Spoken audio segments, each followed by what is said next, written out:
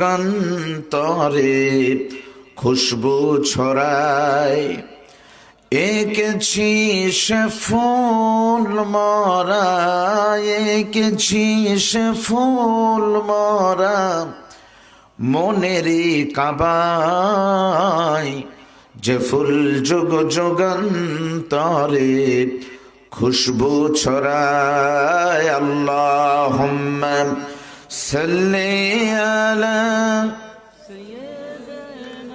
জবান খুলে বলেন মাওলানা মুহাম্মদ ওয়া আলা আলি সাইয়্যিদিনা। মন যদি দিতে হয় নবীকে দিও, ভালো যদি বাসতে হয় নবীকে বাসো। তোমার দুঃখ যাতনা যিনি সইতে পারেন না, আহা ওই নবীজির পরে সবাই দরুদ পড়িও। মন যদি দিতে হয় নবীকে দিও, কালিমা লা ইলাহা, একটু জবান খুলে বলেন লা ইলাহা ইল্লাল্লাহ, জোরে লা ইলাহা। এই মাইকের আওয়াজ যত দূরে যাচ্ছে ভাইজান, আগামীকালও কুমগ্রাম গ্রাম থাকবে, বাজারও থাকবে, শুধু থাকবে না কোরআনের মাহফিল, ঠিক না? আজকের মাহফিলে যদি চোখ থাকতো দেখতেন কত রহমতের ফেরেশতা আপনাদের গ্রামে আজকে অতিথি হয়ে এসেছে আপনাদের জন্য। এই মাহফিল শেষ হলে চলে যাবে, এজন্য মাইকের আওয়াজ যাদের, আপনারা একটু চলে আসেন, বাহিরে কেউ থাকবেন না। আর আপনারা যারা এসেছেন জবান খুলে একটু সুবহানাল্লাহ আলহামদুলিল্লাহ লা ইলাহা লা ইলাহা, যার দিলে আসির আল্লাহর ভয়, যার মনে আসির আল্লাহর ভয়, আল্লাহ আল্লাহ সব সময়, যার মনে আসির আল্লাহর ভয়, যার মনে আসির মরণের ভয়, আল্লাহ আল্লাহ সব সময়। আহার নিদ্রা ভালো লাগে না এই দুনিয়া, ভালো লাগে না, ভালো লাগে শুধু ইল্লাল্লাহ লা ইলাহা। একটু জোরে বলেন লা ইলাহা লা ইলাহা ইল্লাল্লাহু, বলো রে মুমিনগণ লা ইলাহা ইল্লাল্লাহু, বলো রে মুমিনগণ। শুধু এই কালেমার জন্যে নবীজি, এই কোরআনের জন্যে নবীজি সইলেন কতই নির্যাতন। লা ইলাহা ইল্লাল্লাহু, বলো রে মুমিনগণ লা ইলাহা লা ইলাহা ইল্লাল্লাহু মুহাম্মাদুর রাসূলুল্লাহ। সকলেই মহব্বত নিয়ে বলেন সাল্লাল্লাহু আলাইহি ওয়াসাল্লাম। পৃথিবীর মানচিত্রে প্রায় 2 শতাধিকের বেশি স্বাধীন দেশ, এই দেশগুলোর ভিতরে ছোট্ট একটি দেশ, 5 লক্ষ মসজিদ, লক্ষ লক্ষ মাদ্রাসা দিয়ে সাজানো আমাদের প্রিয় ভূমি, লাল ও সবুজের পতাকা দিয়ে রাঙানো বাংলাদেশের উত্তর জনপদের অন্যতম প্রাচীনতম ঐতিহ্যধন্য একটি জেলার নাম হলো চলনবিল বিধৌত আমার আপনার সকলের জেলার নাম হলো নাটোর। নাটোর জেলার সিংড়া উপজেলার ঐতিহ্যবাহী 3 নম্বর ইটালি ইউনিয়ন পরিষদের অন্তর্গত একটি ঐতিহ্যবাহী গ্রামের নাম হলো কুমগ্রাম। এই কুমগ্রাম হাফিজিয়া মাদ্রাসার উদ্যোগে 8ম বার্ষিকী ইসালে সওয়াব ওয়াজ মাহফিল হালকায় জিকির। আজকের মাহফিলের সভাপতি হিসেবে আল্লাহ তাকে কবুল করেছেন। অসুস্থতার কারণে সশরীরে উপস্থিত না থাকলেও যিনি আমার সাথে দেখা করেছেন অত্র গ্রামের সর্বজন শ্রদ্ধ আমার পিতৃতুল্য মুরব্বী জনাব আফতাবউদ্দিন তালুকদার সাহেব, আল্লাহ হাদি সাহেবকে সুস্থতার সাথে নিয়ে খায় দান করুন, সকলে বলেন আমিন। আজকের মাহফিলের সম্মানিত বরেণ্য প্রধান অতিথি হিসেবে উপস্থিত থাকার সম্মতি জ্ঞাপন করেছিলেন আমাদের নাটোর 3 আসনের বারবার নির্বাচিত সংসদ সদস্য, এবার দিয়ে 4 বার হলো, তাই না? এবার সবচেয়ে বেশি ভোটের ব্যবধানে যিনি পার্লামেন্টে গিয়েছেন, এবং আজকে মাগরিবের পরে বাংলাদেশের 300 এমপিদের ভিতরে কয়েকজন মন্ত্রী হওয়ার সুযোগ পাইছে, তার ভিতরে আমাদের এমপি মহোদয় আবারও প্রতিমন্ত্রী হয়েছেন, আলহামদুলিল্লাহ। হয়তো সিংড়ায় থাকলে আসতেন মাননীয় মন্ত্রী মহোদয় আলহাজ অ্যাডভোকেট জুনাইদ আহমেদ পলক মহোদয়। অতিথিবৃন্দ, মাহফিলের পরিচালনা করছেন অত্র মসজিদের সম্মানিত খতিব বড় ভাই মাওলানা হারুনুর রশিদ সাহেব। মাগরিবের নামাজের পর থেকে যারা বক্তব্য দিয়েছেন, বিশেষ করে আমার পূর্বে হযরত মাওলানা নাসির উদ্দিন তুফানি, আমাদের শালমারা দাখিল মাদ্রাসার সম্মানিত সাবেক শিক্ষক, আমার পিতৃতুল্য মুরব্বী, আল্লাহ হুজুরকে কবুল করুন। বক্তব্য দিলেন আমার প্রিয় ভাই মাওলানা খায়রুল বাশার দিশারি, আল্লাহ তাআলা তাকে কবুল করে নিন। আমার পরে যিনি আলোচনা করবেন আমাদের এলাকার সুপরিচিত গারাবাড়ির কৃতি সন্তান হযরত মাওলানা শাহ ইলিয়াস ওসমানী আল জমিরি সাহেব, জমিরি সাহেব। এই মুহূর্তে আমার সামনে বসা কোরআন পাগল মুসলমান ভাইয়েরা, আমার পিতৃতুল্য বাপজান মুরব্বীরা, স্নেহের কচিকাচারা, পর্দার অন্তরালের মা এবং বোনেরা, মিডিয়ার মাধ্যমে আজকের কণ্ঠ সারা দুনিয়াতে লাইভ টেলিকাস্ট হচ্ছে, যারা সারা দুনিয়া থেকে দেখতেছেন তারা, পর্দার অন্তরালের মা বোন সহ, আমি আপনাদেরকে এই পৌষের শেষে মাঘের শুরুতে প্রচণ্ড শীতকে উপেক্ষা করে যারা এসেছেন, আমি আপনাদের সম্মান দিয়ে আবারও সালাম দিচ্ছি, আসসালামু আলাইকুম ওয়া রাহমাতুল্লাহি ওয়া বারাকাতুহু। আমি আপনাদেরকে নিয়ে আল্লাহ পাকের দরবারে শুকর করি যে আল্লাহ তাআলা আমাদেরকে এত মানুষের ভিতরে, কুমগ্রাম কিন্তু একটা বড় গ্রাম, তাই না? এই কুমগ্রামের আবার আত্মীয় স্বজন কিন্তু বহু লোকের কিন্তু আজকে এই গ্রামে এসেছে। তারা কিন্তু সকালে আত্মীয় স্বজন আসতেছে, কোথায় যাবে বলতেছে সভা খাবার, কি করার জন্য? সভা কিন্তু খাবার আসতেছে। আবার কেউ বলতেছে ওয়াজ শোনার জন্য যাচ্ছে কুমগ্রাম, কিন্তু বলে আসলো ওয়াজ শুনতে যাচ্ছি, আর এখানে এসে স্টার স্টলে ঘুরতেছে। তার মানে বোঝা গেল ইচ্ছা করলেই জান্নাতে কেউ ঢুকতে পারবে না। আর আজকের এই মাহফিল জান্নাতের বাগান, এটা বিশ্বাস না করলে তার গুনাহ হবে। জালিসুর রহমান এই মুহূর্তে আপনার বসে আছেন বেহেশতের ভিতরে, আর আজকের মাহফিলের দোয়া এবং ওয়াজ আল্লাহর দরবারে কবুল হবে, গ্যারান্টি আছে হাদিস শরীফ থেকে। আজকের রাত কিন্তু জুমার রাত, আর জুমার রাত অন্য রাতের মতো কিন্তু না, ফজিলতপূর্ণ রাতে আমাদেরকে কোরআন শোনার সুযোগ করে দিলেন আল্লাহ। আমরা সকলে জবান খুলে একটু বলেন আলহামদুলিল্লাহ, সকলে একটু জোরে বলেন লাকাল হামদু বিল ঈমান, আর একটু জোরে বলেন লাকাল হামদু বিল ইসলাম, বলেন লাকাল হামদু বিল কোরআন। আপনাদের কিনে দরুদ এবং সালাম পেশ করি ওই নবীর প্রতি, যে নবীর প্রতি একবার দরুদ পড়লেই, নবীর প্রতি একবার দরুদ পড়লেই মান সাল্লা আলাইয়া সালাতান ওয়াহিদাতান সাল্লাল্লাহু আলাইহি আশারা সালাওয়াতিন, একবার দরুদ পড়লেই সাথে সাথে 10টা নেকি আল্লাহ লিখে দেয়। সাথে সাথে লেখা দিল কি? সাথে সাথে কোনোদিন হয়? এমপি সাহেব পলক ভাই যদি ডিও লেটার দেয় তাহলে আপনি 50,000 টাকা পাবেন মসজিদে, তবে সাথে সাথে পাবেন না, তাও 2 মাস দেরি হবে। আর নবীর প্রতি দরুদ পড়লে সাথে সাথে হয়। সাথে সাথে হয় এই কারণে রহমতের ফেরেশতা খাতা নিয়ে দাঁড়ায় আছে আপনার পিছনেই, দরুদ পড়লেই 10টা গুনাহ আল্লাহ মাফ করে দিবে, 10টা নেকি লিখে দিবে, 10টা পদমর্যাদা বাড়িয়ে দিবে। সে নবীকে স্মরণ করি as a father, as a teacher, as a lawyer, as a reformer of society, the prophet Mohammad, Superman of the world. আমি দোয়া করি ওগো রাতের বাতাস, তুমি ইটালি ইউনিয়ন থেকে, চলন বিল থেকে বইতে বইতে সোনার মদিনায় যখন যাবে, আমাদের নামখানা ধরে ধরে নবীকে একটু পৌঁছায় দিও। আজকের মাহফিলে যারা এই মুহূর্তে আছে এবং এই মাহফিলে একটু পরে আসবে, আল্লাহর শেষ পর্যন্ত যাদের কবুল করবে তাদের প্রত্যেককেই যেন আল্লাহ হজ না করে মদিনায় না নিয়ে যেন কবরে না নেয়। আমরা সকলে বলি আল্লাহুম্মা আমিন। আপনারা সকলে কেমন আছেন? আলহামদুলিল্লাহ। আরবিতে একটা প্রবাদ আছে, কুল্লু জাদিদিন লাজিজুন, প্রত্যেকটি নতুন জিনিস আকর্ষণীয় হয়, নতুন খাবার স্বাদেও কিন্তু ভালো লাগে।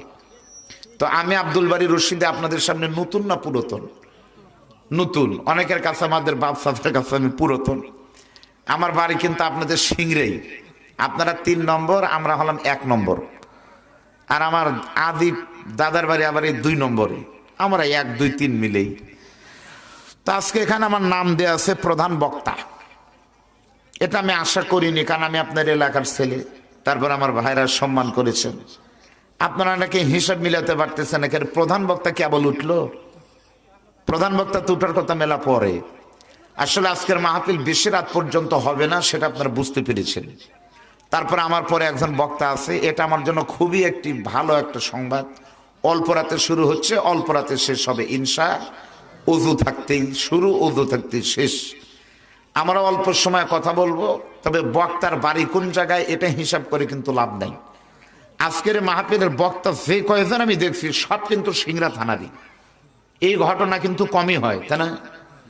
আমার আগের এই যে আমার ভাই কথা বলেছেন, আফতাবউদ্দিন, কি বলে আপনাদের, আমার মাওলানা সাহেব, আপনাদের খতিব সাহেব, তার বাড়ি কিন্তু শালমারা। আমার তুফান চাচা, তার বাড়িও কিন্তু চাতরা। আমার আগের বক্তা লক্ষ্মী খোলা, আমি বেলোয়া, আমার পরেরটা গাঁড়া বাড়ি। আপনারা এখন মিলে দেখতে পারেন সবই সিংড়ার বক্তা, এরা আবার কি কবি? তাই কিন্তু হতে পারে বক্তা কে বলতেছে গাঁড়া বাড়ি, লইখোলা, বেওলা, শালমারা, এরাই। মাইকালাও বিনগ্রাম, তার মানে আমরাই। বাইরে খালি দূর থেকে এসেছে রহমতের ফেরেশতার, সব কিন্তু এলাকার। আপনারা হয়তো বলতেছেন এলাকার বক্তা, বেওলার বক্তা, গাঁড়াবাড়ির বক্তা আবার কি ওয়াজ করবে? আমি জন্য এলাকার মাহফিল গুলোতে আফসোস করে বলি, সেদিন বিনগ্রামও বললাম, বাংলাদেশের সব জায়গায় দেশি জিনিসের দাম বেশি, কিন্তু মাহফিলে খালি দেশি বক্তার দাম কম। আপনাদের কুমগ্রাম কিন্তু হাট হয়, এখন হাট হয় না? যখন পানি থাকে, চলন বিলের পানি, আপনারা কিন্তু টাটকা গুছি মাছ আপনারা কিন্তু পান। বিয়াস শুনছি মাছ হয়। আচ্ছা বলেন তো, দুটেই মাছ, একটা কই দেশি কই, আর একটা কই হলো চাষের কই। বলেন তো কোন কইয়ের দাম বেশি?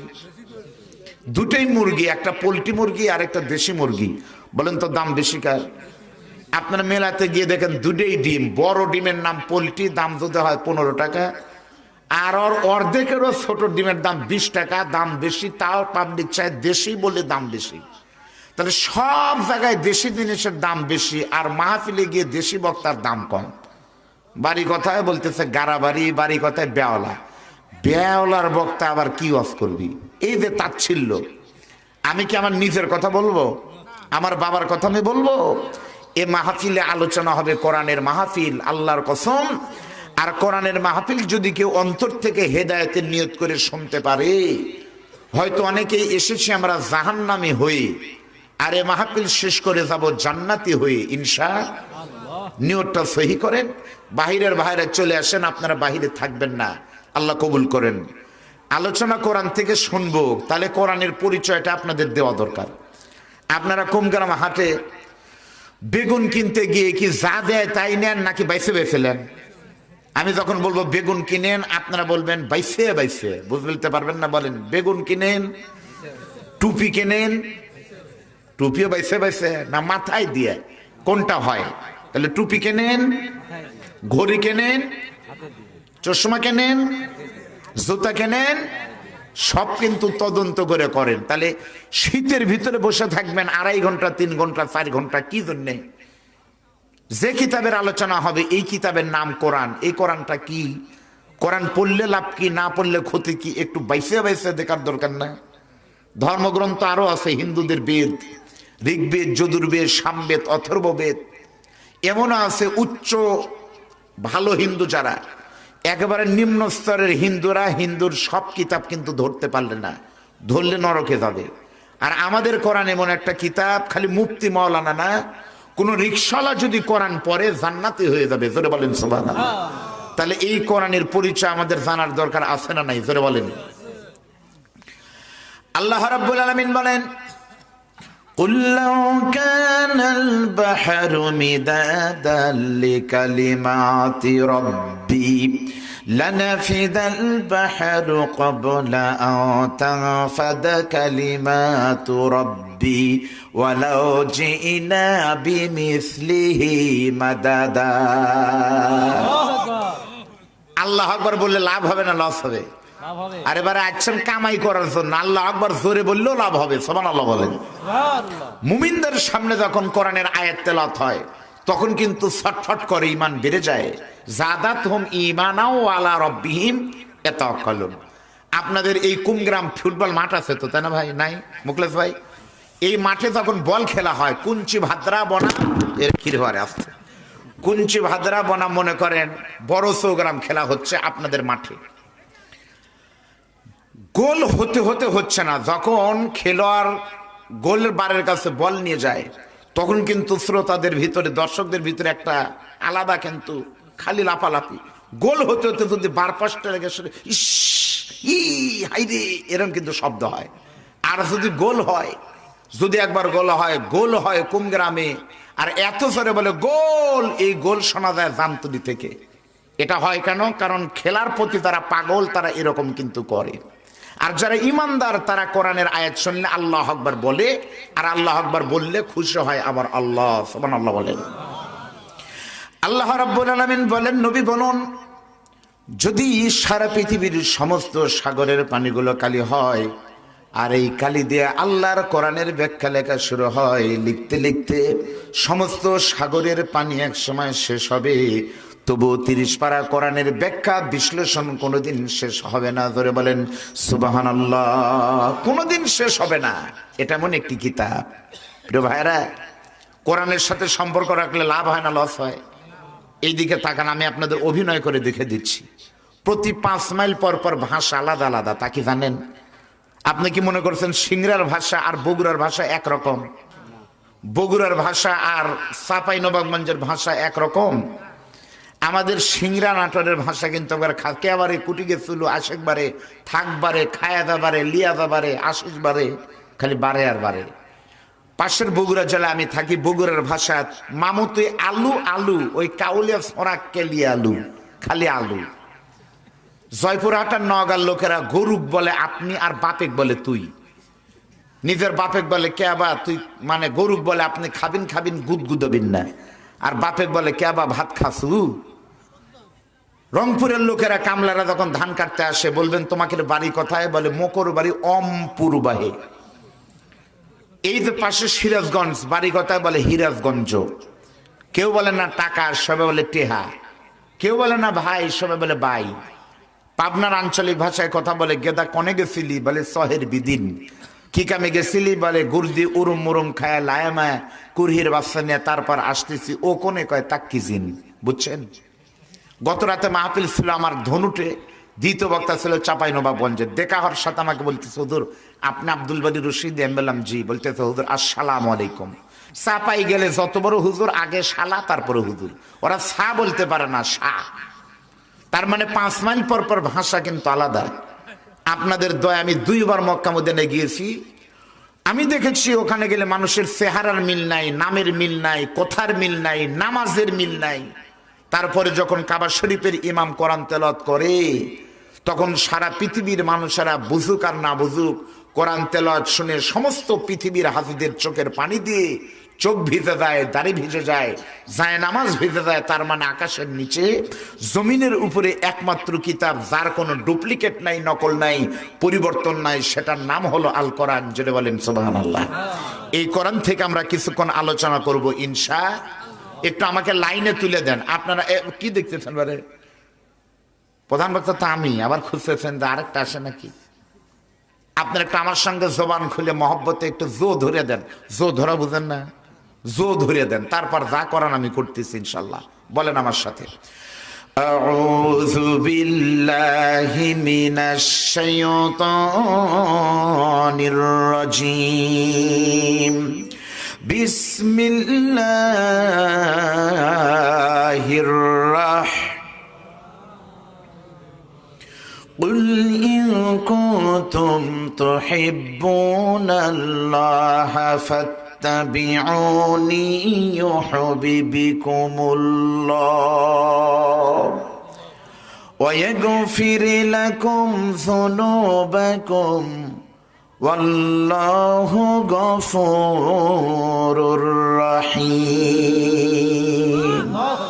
আমি আপনাদের সামনে পবিত্র কোরআনের 6666টা আয়াতের ভিতরে একটি আয়াতে কারিমা তেলাওয়াত করেছি। আল্লাহ এখান থেকে কিছু কথা আমলের জন্য শোনার তৌফিক, বলার তৌফিক দাও, বলেন আমিন।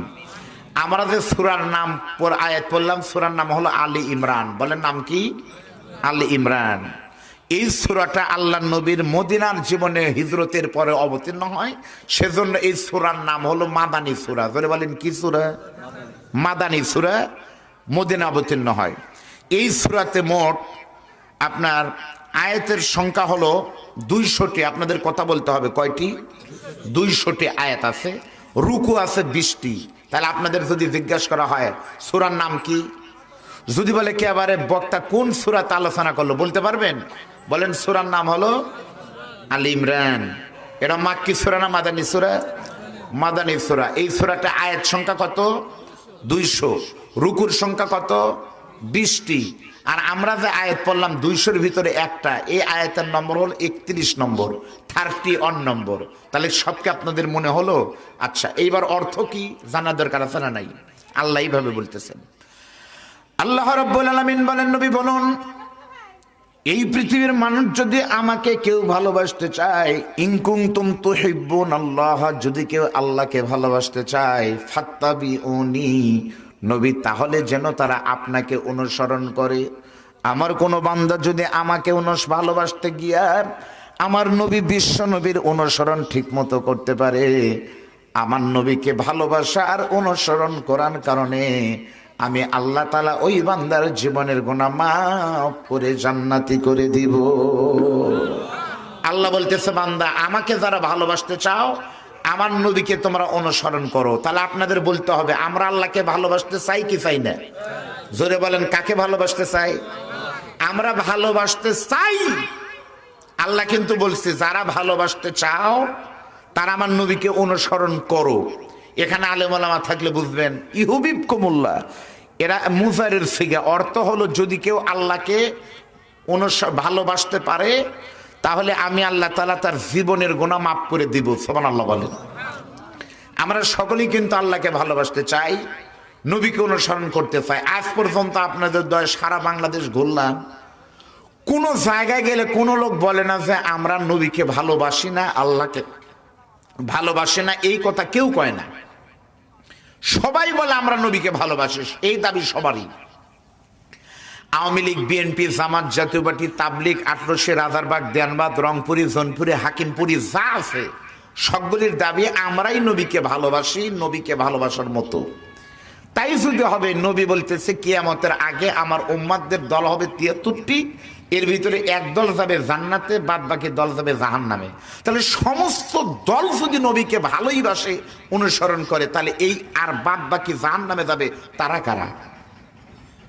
নবীকে বলা হলো হুজুর জাহান্নামে কি হিন্দু অমুসলিম যাবে? বলতেছে না, এই 72 দলের ভিতরে আমার উম্মাতেরাই থাকবে। তার মানে হাজি, মাওলানা, টুপিওয়ালা, জুব্বাওয়ালা, পাগড়িওয়ালা, আপনারা আমাদের মতো বহু লোক থাকবে। তাহলে কারা থাকবে? বুঝা গেল যারা আল্লাহকে ভালোবাসতে যথাযথভাবে না পারবে, আর নবীর অনুসরণ কেউ যদি যথাযথভাবে না করতে পারে, তাহলেই সে লোক জাহান্নামে যাবে। জোরে বলেন কথা ঠিক না ব্যাটি? এখন নবীকে ভালোবাসা কিভাবে? একটা হাদিস শোনেন। নবী বলতেছেন, লা ইউমিনু আহাদুকুম হাত্তা আকুনা আহাব্বা ইলাইহি মিন ওয়ালিদিহি ওয়া ওয়ালাদিহি ওয়ান নাস আজমাইন। যতক্ষণ তোমার নিজের জীবন, মা বাপ, সন্তানের থেকে আমি নবীকে বেশি ভালোবাসতে না পারবে, ততক্ষণ তুমি জান্নাতি ইমানদার হবে না। এখন আপনারা নিজের থেকে কলিজা থাকতে বলেন তো, নিজের জীবনের থেকে, বউয়ের থেকে, বাচ্চার থেকে আমার নবীকে আমরা ভালো কম বেশি না বেশি বাসি? আমরা যদি বলি বেশি বাসি, জীবনের থেকে বেশি বাসি, জীবনের উপরে তো আর কোনো সম্পদ নাই না, তাহলে এত ভালোবাসা নবীকে বাসেন, তাহলে 5 মণ ধান দেন। তখন হাদিস সাহেব বলতেছেন আবার 2 মণ দিমু। তাহলে নবীকে ভালোবাসার দাম কি 1400 টাকা? 2 মণ দিবেন কে? তার মানে আমাদের দাবি কিন্তু সঠিক না। আজকের আলোচনার বিষয় হলো ভালোবাসতে হবে কাকে? জোরে বলেন। আর অনুসরণ করতে হবে কাকে? নবীকে। আল্লাহকে কিন্তু অনুসরণ করা যায় না, কারণ অনুসরণ শব্দের অর্থ হলো দেখে দেখে আমল করা। আল্লাহকে কি দেখা যায়? এজন্য ভালোবাসা না দেখে। আর নবীকে অনুসরণ করা লাগবে। নবীর মাথার টুপি, মুখে দাড়ি যা যা আছিল তাই আপনাকে দেখে দেখে করা লাগবে। এর নাম হলো অনুসরণ। ভালোবাসার ভিতরে অনুসরণ নাই, অনুসরণের ভিতরে ভালোবাসাও আছে, অনুসরণও। এখন আমি আপনাদের একটা ভিডিও দেখাবো। ভিডিও নবীর অনুসরণ কেমনে হবে। আমি আব্দুল বারী রশিদের মতো হলে হবে? আমাদের কোনো পীরের মতো হলে হবে? কোনো নেতার মতো করে হলে হবে না। নবীর অনুসরণ পৃথিবীতে সবচাইতে বেশি করেছে মৌলানার চাইতে, বক্তার থেকে, পীরের থেকে বেশি করেছে নবীর সাহাবায়ে কেরাম। সেটা বলেন কথা ঠিক না বেঠিক? যে সাহাবীদের সম্পর্কে নবী বলেন আসহাবী কান নুজুম, আমার এক একটা সাহাবী আকাশের উজ্জ্বল তারার মতোই পবিত্র। সুবহানাল্লাহ বলেন। চলেন নবীর অনুসরণ কেমনে হবে আমি আপনাদের সামনে একটা হাদিস বলবো, সুন্দরভাবে একটু শোনার চেষ্টা করবেন ইনশাআল্লাহ। আল্লাহ তাআলা সূরা ইমরানের ভিতর বলেছেন তোমরা আমাকে ভালোবাসো, আর আমাকে ভালোবাসতে হলে তোমরা আমার নবীকে অনুসরণ করো। এখন আমরা প্রমাণ করব নবীর অনুসরণ কেমনে হবে, ভালো করে বুঝেন। আল্লাহর নবী বিশ্ব নবী, অনুসরণের ওয়াজ করতেছে। হাদিস শরীফ শোনেন। নবী আমার বিশ্ব নবী একদিন মসজিদ নববীতে বসে ওয়াজ করতেছেন, আর সাহাবায়ে কেরাম নবীর মুখের আলোচনা ওয়াজ শুনতেছে। নবী যে জায়গায় বসে ওয়াজ করতেছে জায়গাটার নাম হলো নববী। আপনাদের বলতে হবে ওই জায়গাটা আমাদের কোন গ্রামের চাইতে পবিত্র কম না বেশি? মসজিদ নববীর নাম কি আপনারা শুনছেন? শোনেননি? আপনারা দেখছেন কে কে নববী? আরে আমারে পাগল বাপজানরা দেখে এসেছে। মসজিদ নববী এমন একটা মসজিদ যে মসজিদে এক রাকাত নামাজ পড়লে 50,000 রাকাত নামাজের নেকি হয়। সুবহানাল্লাহ বলেন। ইস, যেই মসজিদের এক কোনায় বিশ্বনবী শুয়ে আছে, ঘুমায় আছে, সদা কথা। যে মসজিদের ভিতরে জান্নাত আছে, রিয়াদুল জান্নাত। সুবহানাল্লাহ বলেন। আজকে ইউটিউবের ভিতর দেখলাম মসজিদ নববী সম্পর্কে, আমি একটু লেখা সার্চ দিলাম, আজকে দেখলাম ওই মসজিদ নববী এমন একটা মসজিদ যে মসজিদ পরিষ্কার করার জন্য প্রত্যেক দিন সরকারকে 30 টন সুগন্ধি ব্যয় করতে হয় প্রতিদিন। 30 টন মানে কি? 27 মনে যদি 1 টন হয়, তাহলে 30 টন সুগন্ধি প্রত্যেক দিন নববীতে ব্যয় করা হয়।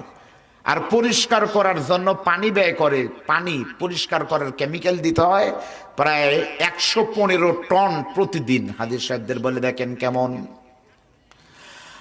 আমার এই জীবনে আমি কত জায়গায় গেলাম, কত আতর দেখলাম, কিন্তু মসজিদে নববীর ভিতরে গেলে, বাইতুল্লাহর পাশে গেলে একটা আতরের সুগন্ধি নাকে লাগে। ওই সুগন্ধি কিন্তু পৃথিবীতে আর কোথাও লাগে না, এটা শুধুমাত্র ওখানেই লাগে। আপনাদের কোন গ্রামে নামাজ পড়বেন, নামাজ একরকম মনে হবে। শালমারা দাখিল মাদ্রাসায় নামাজ পড়লে নামাজ একরকম মনে হবে। আপনারা সিংড়া হামিদে মাদ্রাসায় নামাজ পড়লে পারে একরকম স্বাদ লাগবে। বাইতুল মুকাররমে নামাজ পড়লে একরকম মনে হবে। আর আল্লাহর নবীর রওজার পাশে গিয়ে কোনো মানুষ যদি শুধু নামাজের নিয়ত করতে পারে, হাফিজদের বলে দেখেন আল্লাহর নবী বলেছে এই মসজিদে আমার কালো সাহাবী বেলাল মুয়াজ্জিন করার কারণে,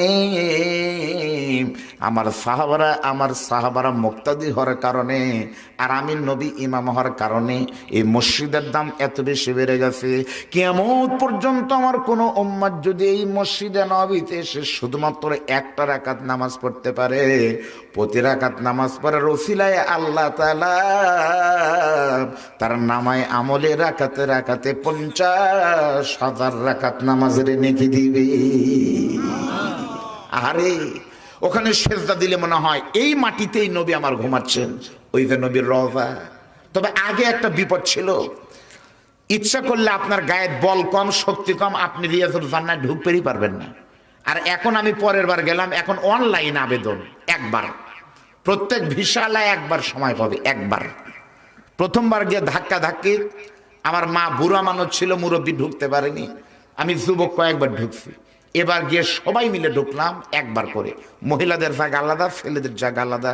এই গতবার গিয়ে রিয়াজুল জান্নার ভিতরে যখন প্রবেশ করলাম, রিয়াজুল জান্নাহ হলো নবীর রওজার সাথেই কিন্তু লাগানো। 15 থেকে 20 মিনিট করে সময় কিন্তু হাজিদেরকে দেওয়া হয়। ওখানকার প্রশাসন কিন্তু খুবই চালাক। হাজিরা গিয়ে যেন সামনের কাতারে ভিড় করতে না পারে, সেজন্য ঢোকার সঙ্গে সঙ্গে একটা জমজমের পানি দেয়। ওই পানির লোভে যারা দৌড় দেয় তারা কিন্তু সামনের কাতারে চান্স পায় না, তুই পানি খা। কিন্তু আমি নিয়ত করলাম নবীর রওজার পাশে যাব, পানি কেন, সোনা দিল আমি ছাড়ব না। এই চিন্তা করে যখনই ঢুকতে চান্স দিয়েছে দৌড় মেরেছি। নবীর রওজার পাশে গিয়ে যখন জায়গা ধরলাম, আমার সঙ্গে আমার ছোট্ট বাচ্চা ছিল এবং আমার শ্বশুর মাওলানা বজলুর রশিদ সাহেব ছিলেন, ওনার জন্য জায়গা নিলাম। এখানেই নবীর রওজা রিয়াজুল জান্নায় গিয়ে যখন সেজদা দিছি, ওই মাটিতে সেজদা দিলে মনে হয় এখনো দেখা যাচ্ছে বিশ্ব নবী মারা যায়নি। নবী আমার এখনো আরামের ঘুম ঘুমাচ্ছে। ওই মসজিদে নবী আমার ওয়াজ করতেছেন। এমন সময় নবী খেয়াল করে দেখলেন সমস্ত সাহাবী বসে বসে ওয়াজ শুনতেছে, কিন্তু নবীর একদম কালো সাহাবী চোখের পানি ফেলে শুধু কাঁদতেছে। ভালো করে কিন্তু কথা বুঝবেন, নবী খেয়াল করে দেখতেছে সবাই ওয়াজ শুনতেছে, আর একটা সাহাবী দাঁড়িয়ে দাঁড়িয়ে ওয়াজ শুনতেছে আর কাঁদতেছে। ওই সাহাবীটা অত্যন্ত কালো ছিল।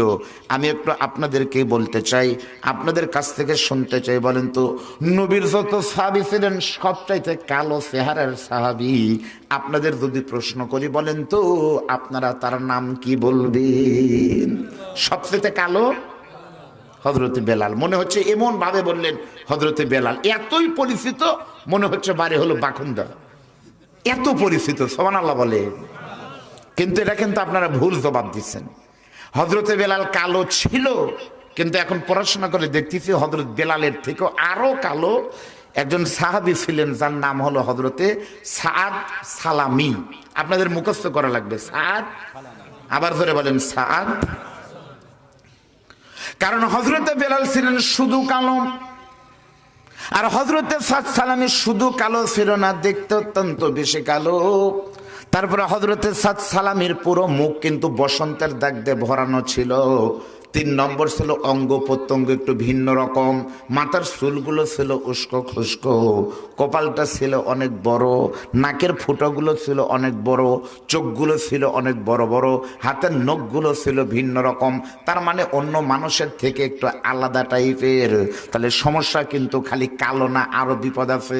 আল্লাহ নবী তাকিয়ে দেখলেন সালামি চোখের পানি ফেলে কাঁদতেছে। নবী তখন ইশারা করে বলতেছে, সালামি তাল ইলাইয়া ইয়া সালামি, তুমি আমার কাছে চলে আসো। কালো সাহাবী যখনই কাছে চলে এসেছে, আল্লাহর নবী বলতেছে ইজলিস, তুমি বসো। যখনই বসে গেছে, নবী বলতেছে সালামি রে, আমি নবী ওয়াজ করতেছি, আমার কত সাহাবী ওয়াজ শুনতেছে, কেউ তো চোখের পানি ফেলায় কাঁদে না, তুমি কেন আমার চেহারার দিকে তাকিয়ে হাউমাউ করে চোখের পানি ফেলায় কাঁদতেছো? মাইয়াপ্পু কাইয়া শাবাব, তোমাকে কে কান্দাচ্ছে, কি বিপদ হয়েছে তুমি বলো তো? ওই সাহাবী তখন কান্দার বলে, নবীজি আমি সালামির নাম হল সালামি না, আপনি জানেন এখন থেকে 8 মাস আগে আমি ইসলাম ধর্ম গ্রহণ করেছি। আমি একজন নব মুসলিম সাহাবী, আমার মুসলমান হওয়ার বয়স হলো মাত্র 8 মাস। এই 8 মাস আগে আমি কিন্তু নবী চিনতাম না, আল্লাহ কিন্তু চিনতাম না, মূর্তি পূজা করতাম। এই 8 মাস হলে মুসলমান হওয়ার পর থেকে আপনার কাছেই সবসময় থাকি, আর আপনার চেহারার দিকে আমি তাকায় থাকি। কারণ নবী আপনি বলেছেন, মান জারা কাবরি ওয়াজাবাত লাহু শাফাতি ইয়াউমাল কিয়ামা, কেউ যদি আমি নবীর কবর জিয়ারত করতে পারে সে জান্নাতে যাবে। আর কেউ নবীর চেহারার দিকে যদি তাকিয়ে থাকতে পারে, ইমানের সাথে তাকানোর কারণে আল্লাহ চাইলে তাকে অবশ্যই জান্নাতি করে দিতে পারে। হুজুর 8 মাস হলো মুসলমান হয়েছে, হুজুর আমি আপনার কাছেই থাকি, আমার বাড়ি নাই ঘর নাই, মা বাপ ইসলাম গ্রহণ করেনি, আমাকে বাড়ির থেকে তেজ্য পুত্র করে দিছে, আমি মসজিদের ভিতরেই থাকি, আমি এখানেই থাকি, এখানেই ঘুমাই, আপনি যতক্ষণ থাকেন আমি আপনার সাথে থাকি, আপনি বাড়ি গেলে পারে আপনার ঘর তো এটাই তো ঘর, নবীর বাড়ি তো ওখানেই ছিল, আর আমি আসারের সুপায় গিয়ে ঘুমাই, কেউ হাদিয়ে দিলে খাই, না হলে রাত জায়গায় থাকি, আপনার চেহারার দিকে তাকি, এটাই খাওয়া। সুবহানাল্লাহ বলেন। নবী বলতেছে তা বুঝলাম, তুমি কান্দো কে? তখন হযরত সালামি বলে, আল্লাহর নবী আমি কাঁদতেছি কারণ হলো যাবত 8 মাস হলো ছোট বড় মাঝারি এমন কোন হাদিস নাই আপনার কোন সুন্নাতকে আমি বাদ দিয়েছি। একটা সুন্নাত আমি বাদ দিইনি। আমার মাথা থেকে পা পর্যন্ত একটা সুন্নাত এখন পর্যন্ত আমি বাদ দিইনি 8 মাসের ভিতরে। কিন্তু আমি অনেক চেষ্টা করে আপনার একটা সুন্নাতকে এখনো তো পালন করতে পারতেছি না। আমার ভয় হচ্ছে এই একটা সুন্নাত যদি আমি আমল না করে মরে যাই, আর এই সুন্নাতের জন্য কিয়ামতে যদি আমাকে জাহান্নামে যাওয়া লাগে, তাহলে আমার কি হবে? নবী বলতেছে, সালামি রে, এমন কোন মানে আমল আছে, কোন সুন্নাত আছে তুমি আমল করতে পারতেছ না, তুমি একটু বলো তো। কালো সাহাবী তখন কাদের বলে, হুজুর আপনি বলেছেন আন্নিকাহু সুন্নতি, বিয়ে করা হলো আমি নবীর সুন্নাত। ফামান রাগিবা আন সুন্নতি ফালাইসা মিন্নি, সামর্থ্য থাকার পরে যে বিয়ে করবে না সে কিন্তু আমার উম্মত হতে পারবে না। আমি সালামির বয়স হয়ে গেছে, আমার বিয়ের বয়স পার হয়ে যাচ্ছে, আমি বিবাহ করতে চাই হুজুর, কিন্তু বিয়ে করতে পারতেছি না। কারণ হলো আমার সঙ্গে কেউ বিটি বিয়ে দেয় না, মেয়ে বিয়ে দেয় না। কারণ হলো নাকি 4টা। 1 নম্বর বিপদ হলো আমি দেখতে অত্যন্ত কালো, কালো জামাইকে পছন্দ করবে। 2 নম্বর সমস্যা, আমার মুখে হলো বসন্তের দাগ। 3 নম্বর হলো আমার অঙ্গ প্রত্যঙ্গ গুলো ভিন্ন রকম।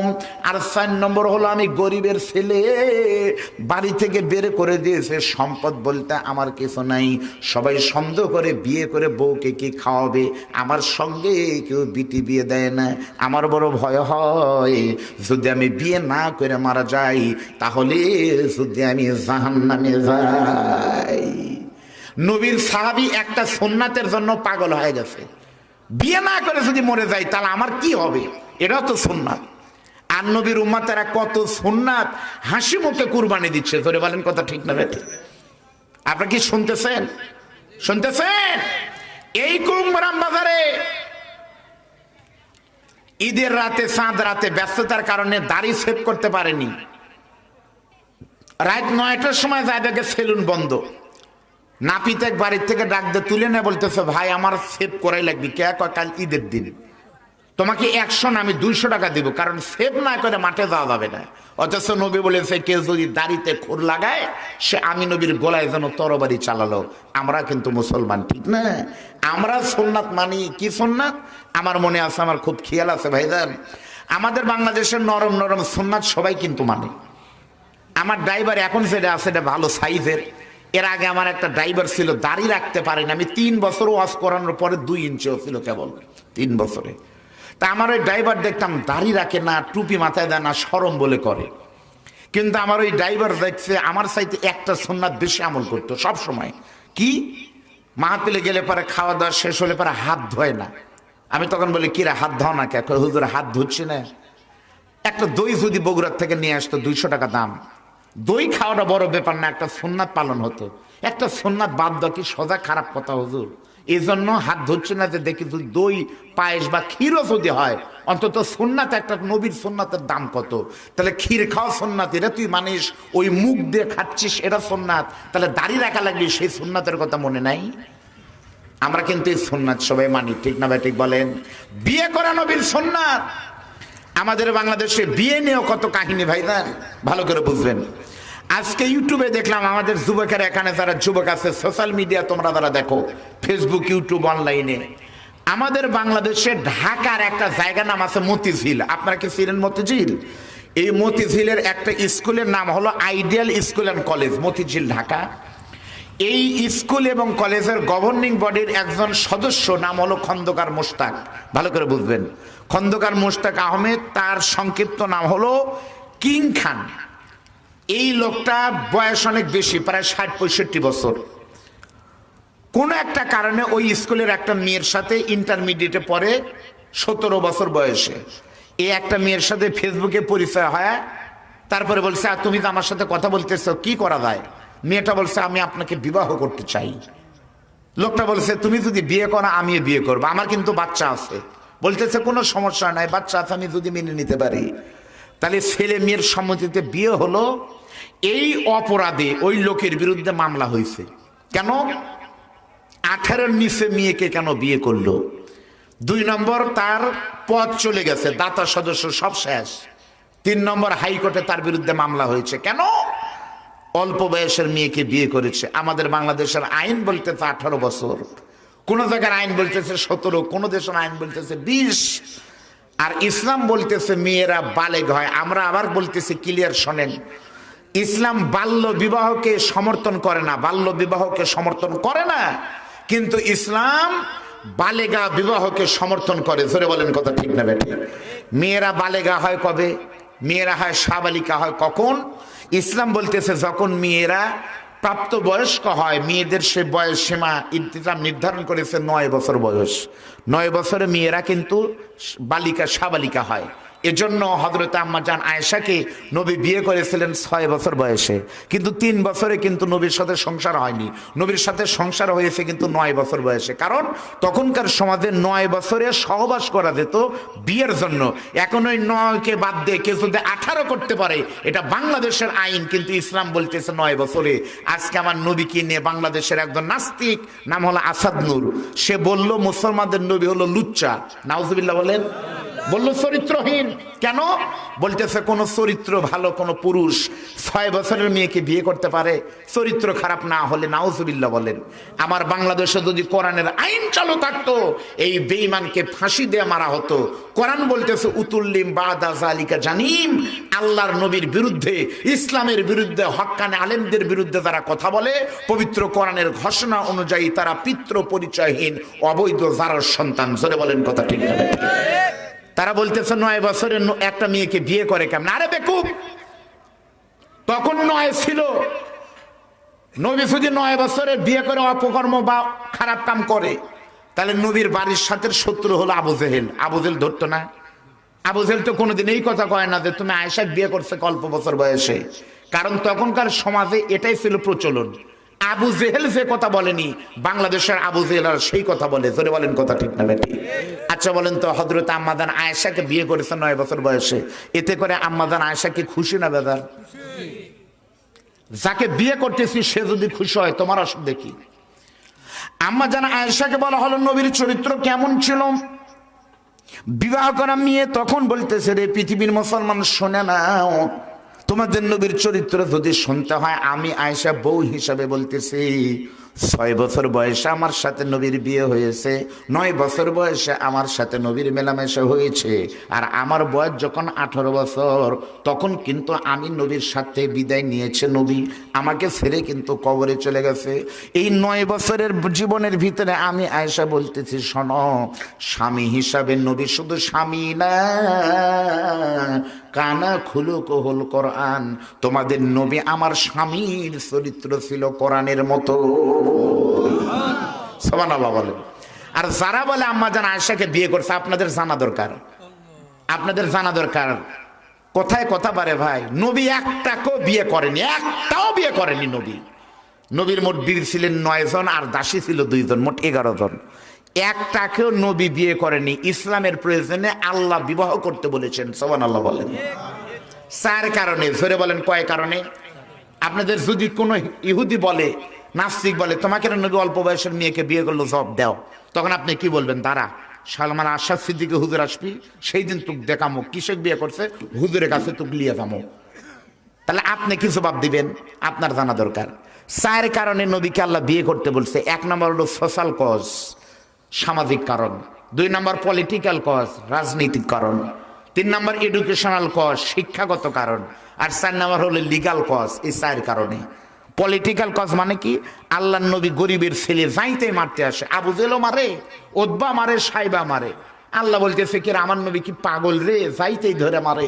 তখন আল্লাহ তাআলা বললেন, নবী, এই মক্কার প্রভাবশালী মানুষ আবু বকর আর ওমর, এই আবু বকর আর ওমরের মেয়েকে বিয়ে করে ওদেরকে আমি আল্লাহ আপনার শ্বশুর বানাই দেব। আপনি বলেন তো, সিংরা যদি পলক সাহেবের ভগ্নিপতি, পলক ভাইয়ের 5টা বোন, পলক ভাইয়ের ভগ্নিপতি সিংরা যদি সিনা টান করে ঘুরে, কেউ গায়ে থাক দিবি? হিরে বাবার মন্ত্রীর ভগ্নিপতি। আল্লাহ এই জন্য বলছে, আগে যারা বড় বড় লোক, তাকে বিক্রি না হলে মেয়েকে বিয়ে করেন, বোনকে বিয়ে করেন, তাহলে এমনি দেশ ঠান্ডা হয়ে যাবে। সুবহানাল্লাহ বলেন। হযরত আয়েশাকে বিয়ে করেছেন নবী কেন শোনেন।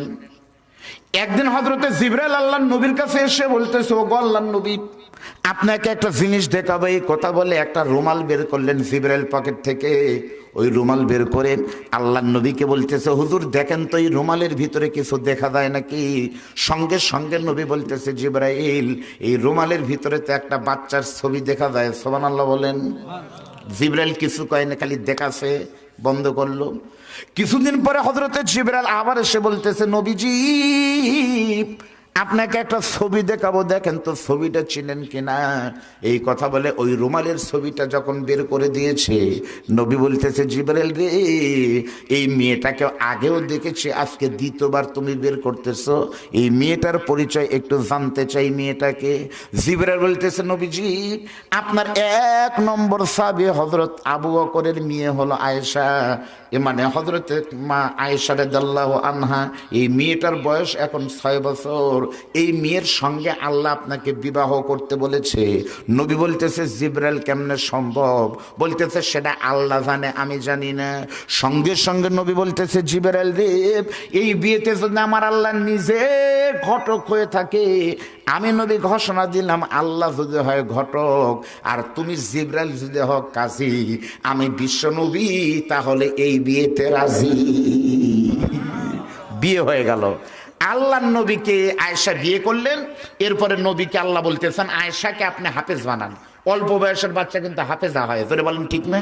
অল্প বয়সে আম্মাদান আয়েশা কোরআনের হাফেজ, হাদিসের হাফেজ। নবী শিখায় পুরুষদের আর মা আয়েশা শিখায় নারীদের। ইসলামের দাওয়াতের জন্য শিক্ষাগত কারণে বিয়ে দিয়েছে। যারা নবীর চরিত্র নিয়ে কথা বলো, তাদের পূর্বপুরুষের খবর নিয়ে দেখা যাবে জন্মে সমস্যা আছে। তোরে বলেন কথা ঠিক না?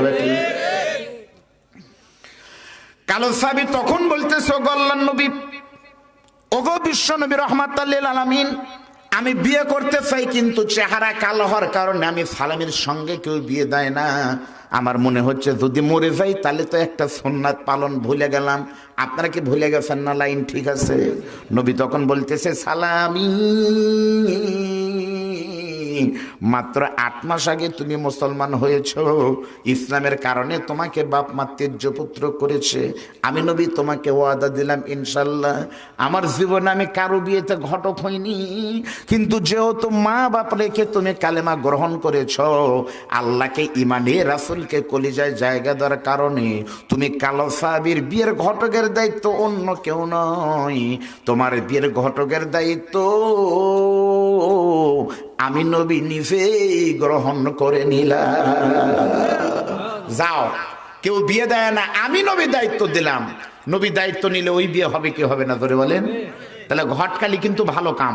একটা বিয়ে দিবেন, 200 রাকাত নফল নামাজ পড়ার চাইতে একটা বিয়ে দিলে কিন্তু নেকি বেশি হবে। তবে ওটা আবার সুন্নাত তরিকা হওয়া লাগবে। 2 দিকে তার আবার চুক্তি করে দিয়েন না, কত দিবেন কত পামো, হাজারে কত, তাহলে কিন্তু বিপদ আছে। আমার আল্লাহ কিন্তু বিয়ের ঘটক ছিলেন, ঠিক না? আচ্ছা আপনারা বলেন তো, কোন বিয়েতে আল্লাহ নিজে ঘটক ছিলেন? আপনারা কি বলতে পারবেন? জানেন না? আদম হাওয়ার বিয়ের ঘটক কে জানেন না? হযরতে আয়েশা মানে মা ফাতেমা আর আলীর বিয়ের ঘটক কে?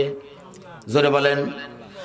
আল্লাহর নবীর 4টা মেয়ের ভিতরে উম্মে কুলসুমের বিয়ে হয়েছে 14 বছর বয়সে, জয়নবের বিয়ে হয়েছে কিন্তু 14 বছর 6 মাসে, রোকের বিয়ে হয়েছে কিন্তু 14 বছর 9 মাসে, আর 17 বছর হয়ে গেল। এখন পর্যন্ত কোনো ঘটক নবীর বাড়িতে আসেনি ফাতেমার জন্য। নবী আমার তাহাজ্জুদ পড়ে চোখের পানি ফেলে কাঁদতেছে আর বলতেছে, মনি আমার বড় 3টা মেয়ের বিয়ে হলো অতি তাড়াতাড়ি, আমার ফাতেমা কি তোমার কাছে হয়ে গেল এতই ভারী? ফাতেমার বিয়ের ঘটক তুমি কেন পাঠাও না আমার বাড়ি? এমন সময় আল্লাহ ডাক দিয়ে বলতেছে, বন্ধু আপনার মেয়ে ফাতেমা শুধুমাত্র ফাতেমা না, ওই ফাতেমার জীবনে এমন কিছু সুন্দর আমল আছে, ওই সুন্দর আমলগুলোর কারণে ফাতেমার বিয়ের ঘটকের দায়িত্ব দুনিয়ার কোনো ঘটক না। ফাতেমার বিয়ের ঘটকের দায়িত্ব আমি নবী নিজেই গ্রহণ করেছি। লিল্লাহে তাকবীর। আল্লাহ নবী বলেন, সালামি তুমি টেনশন করো না, আমি নবী ঘটক হয়ে গেলাম। এরপর থেকে নবী খালি খুঁজতেছে যদি একটা মেয়ের প্রস্তাব পাইতাম। একদিন এক সাহাবী এসে বলতেছে, হুজুর আমার নাম হলো আব্দুর রহমান, আপনাদের মুখস্থ করা লাগবে। বলেন নাম কি? আমার বাড়ি হলো মদিনার। দুইটা বর্ণনা আছে, কোন কোন বর্ণনা আছে নবীর এই সাহাবী আব্দুর রহমান ছিল মদিনার অর্থমন্ত্রী। কেউ কেউ বলেছেন না, মদিনার অর্থমন্ত্রী না, তবে সবচাইতে বড় ধনী। আচ্ছা, যেটাই হোক, একটা দেশের বড় ধনী অথবা অর্থমন্ত্রী, দুটোই কি কম? ওই লোক এসে বলতেছে, হুজুর আমাকে আল্লাহ একটা মাত্র সন্তান দিছে, একটা মেয়ে, আর কেউ নাই। আমার এই মেয়েটাকে বিয়ে দিব, তবে আমরা নিয়ত করছি স্বামী স্ত্রী, আমাদের পছন্দ মতো বিয়ে দিব না, আপনি রহমাতুল লিল আলামিন আল্লাহর হাবিব, আপনি ঠিক করবেন, আপনার পছন্দ করা ছেলের সঙ্গেই বিয়ে দিব। সুবহানাল্লাহ বলেন। আমি আপনাদের বোঝাবার চাচ্ছি, নবীর ভালোবাসা খালি মুখে মুখে না, বাস্তবতা কত কঠিন একটু পর বুঝতে পারবেন। আল্লাহ নবী বলতেছে, আমি নবী পছন্দ করলেই তাই হয়? তুমি কোটিপতি মানুষকে, হুজুর সত্যি, আপনি যাকে পছন্দ করবেন সেটাই। সুবহানাল্লাহ বলেন। সঙ্গে সঙ্গে আল্লাহ নবী বলতেছে, আব্দুর রহমান, তোমার একটা সুন্দরী মেয়ের যদি সুপ্রস্তাব যদি আমার কাছে নিয়ে আসো, আমার কাছে একটা ছেলে রেডি আছে, এখন কথা হলো তোমার কি পছন্দ হবে? আব্দুর রহমান বলতেছে, হুজুর এই জন্যই তো এসেছি, কানা হোক খোরা হোক যাকে দিবেন তাকে আমরা নিয়ে নিব। আল্লাহ নবী বলতেছে, ঠিক আছে, আমি তোমার কাছে পাঠাই দিব 2-1 দিনের ভিতরে। নবী আমার কালো সাহাবী সালামীকে ডাক দিলেন।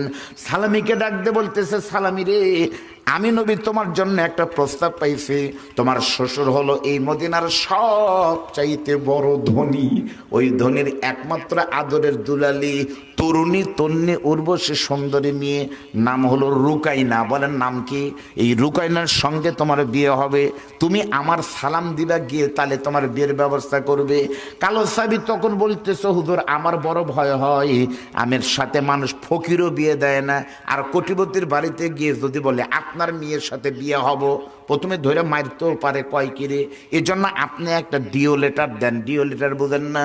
আপনি একটা সত্যায়িত করে একটা জিনিস দেন, ওই লেখাটা নিয়ে আমি নবীর সাহাবী যাব। তখন আল্লাহর নবী নিজের হাতে একটা চিঠি লিখে দিলেন, আব্দুর রহমান, তোমার মেয়ের জন্য ছেলে চাইছিলে, আমার পত্র ছেলে একটা নিয়ে যাচ্ছে কালো সাহাবী, এটাই কিন্তু আমার পছন্দের ছেলে, এই ছেলের সঙ্গে তোমার মেয়েকে বিয়ে দিয়ে দিবা। লিখে নিয়ে গেছে। এখন আপনাদের মনের ভিতর সন্দেহ, হুজুর কয় কিরে, আমরা তো জানি, আর আগে শুনছি নবী আমার উম্মি, লেখাপড়া জানে না, তাই শুনিনি আমরা। নবী আমার ইতিম ছিল, তাই না? শিশুকালে মরে গেছে মা, গর্ভ থাকতে মরছে বাবা, নবী চোখে দেখলেন না। কে করিল লালন পালন, কে দিল গো সান্ত্বনা, এই দুনিয়ার চির এতিম নবী ছিলেন একজনা। নবী মূর্খ মানে কি বল, এতিম ছিল আমরা জানি। আমার মতো বহু হুজুর ওয়াজ করছে, নবী লেখাপড়া জানতো না, উম্মি। উম্মি মানে হলো স্বাক্ষর জ্ঞানহীন। আপনারা বলেন তো, আমার নবী কি লেখাপড়া কিছুই জানতো না, কোনো জ্ঞান ছিল না? কথা বলেন। তাহলে যারা বলেন নবী উম্মি, মূর্খ ছিল, মঞ্চে বসে আলেমরা, এরা হয় জানে না, না হলে নবীর দুশ্মন। জোরে বলেন কথা ঠিক না বেঠিক? আচ্ছা বলেন তো ভাই, এটা একটা কথা হলো, নবীর যদি লেখাপড়া না জানে, তাহলে নবী হাদিসে বলতেছে বুইস্তু মুআল্লিমান, এই পৃথিবীতে এসেছে আমি শিক্ষক হয়ে, তাহলে লেখাপড়া না জানলে শিক্ষক হলো কেমনে? এখন যদি আপনারা বলেন হুজুর লেখাপড়া যদি জানে, তাহলে নবীর মাস্টারকে কোন কোন হুজুরের কাছে পড়ছে নাম বলেন, তাহলে কিন্তু আমি বন্ধ হয়ে যাবো ওয়াজ। নবীর কোন শিক্ষকের নাম আমার জানা নাই, তাহলে শিক্ষক যদি না থাকে তাহলে লেখাপড়া জানে কেমনে? আপনারা বলেন তো, শিক্ষক না থাকলে কি লেখাপড়া জানে না? আমার বাংলাদেশের নবীকে নিয়ে এখন মারামারি, বড় টপিক হলো নবী কি নিয়ে। বলতেছে বিনগ্রাম বাজারে বাহাস ছবি কি নিয়ে, বলতেছে নবী নূরের তৈরি না মাটির তৈরি। 2 লাখ টাকা বাহাস, আরিফ চেয়ারম্যান থাকবি, তারপরে ডায়ের চেয়ারম্যান থাকবি, মন্ত্রীও থাকবে আছে। 2 লাখ টাকা বাহাস ছবি, নবী নূরের তৈরি না মাটির তৈরি। বামিহাল কলেজ মাঠে বাহাস ছবি কি নিয়ে, মিলাদ কিয়াম, বসা মিলাদ না দাঁড়িয়ে কিয়াম, এই নিয়ে লেখাপড়া হয়। আমার বাংলাদেশে এখন নবী নিয়ে মারামারি করি, আর ফিলিস্তিনের প্রথমকে বলা আল আকসা মসজিদ ওরা ভেঙে দিচ্ছে, ওরা কিন্তু এই তালে নাই। আচ্ছা নবী নূরের তৈরি না মাটির তৈরি, এটা আপনার জেনে লাভ কি? আপনার জেনে লাভ কি? ওই বিতর্ক না করে নবীর সুন্নাত কয়টা মানেন সেই চিন্তা করেন। সরে বলেন কথা ঠিক না বেঠিক? কি আমাদের বাংলাদেশে যদি আপনারা বলেন নবী নূরের তৈরি, আমার তখন কি মনে হয় জানেন? নবীকে কেউ যদি নূর বলে, আমার মনে হয় তারপরেও নবীর ইজ্জত ছোট হয়, তারপরে ছোট হয়। কেমনে কেমনে? কারণ হলো আমার ওই কথা মনে হয় মেরাজের রাত্রিতে হযরতে জিবরাইল বলতেছে হুজুর শেষ, আসসালামু আলাইকুম, আমি গেলাম। নবী বলতেছে জিবরাইল সামনে যাবে না? কয় হুজুর এটার নামই বর্ডার, আমি যদি আর 1 ইঞ্চি সামনে যাই আমি নূরের ফেরেশতা জিবরাইল পুড়িয়ে যাবো হুজুর, শেষ, no admit for the public লেখা আছে, আপনি যান। তাহলে যেখানে গেলে নূরের ফেরেশতা পুড়িয়ে যাবি, সেখানে গেলে আমার নবী কিছুই হবে না। তাহলে নবীর নূর না মাটি, সে জবাবটা মাওলানা তুমি দিয়ে যাও। আর আমার বাংলাদেশে কিছু হুজুর আছে, এরা এইরকম করে বক্তব্য দেয় নবী মরে গেছে। মোরা গরু কি ঘাস খায়? যে নবী মরে গেছে তাকে দাঁড়িয়ে সালাম দিলাম কি? মাওলানা নবী মরে গেছে কেন বললেন? বলতেছে মানুষ যে মাটির তৈরি, মানুষ মাটির তৈরি হলে নবীও তো মাটির তৈরি।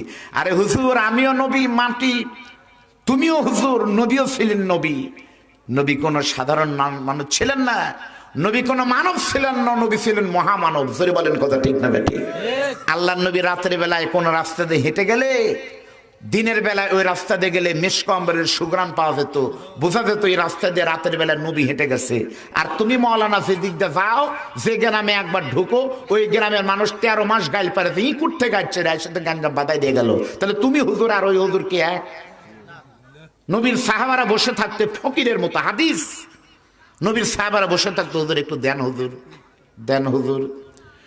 আল্লাহ নবী বলতো তোমরা কি চাওয়ার জন্য ভিক্ষুকের মতো তাকায় আছো? সঙ্গে সঙ্গে নবীর সাহাবারা বলতেন ওগো হুজুর আপনি একটু থুতা ফেলবেন, আপনার কাশি এবং আপনার থুতা একটু আমাকে দিবেন তোবারক হিসাবে। নবীর সাহাবারা যদি একটু থুতু মোবারক পাইতো, ওই থুতু নিয়ে নবীর সাহাবারা গায়ে মাখতো আর বলতো এত সুন্দর সুগ্রাণ তো কোনোদিন পাইনি। যে চেহারায় নবীর থুতু লেগে আছে ওই চেহারা জাহান্নামে যাবে না। আর আমার বাংলাদেশের বড় বড় মুফতি সাহেবের এখন গরম গরম ফতুয়া দিচ্ছে, এটা বেদাত, ওটা বেদাত, এটা হারাম, ওটা হারাম।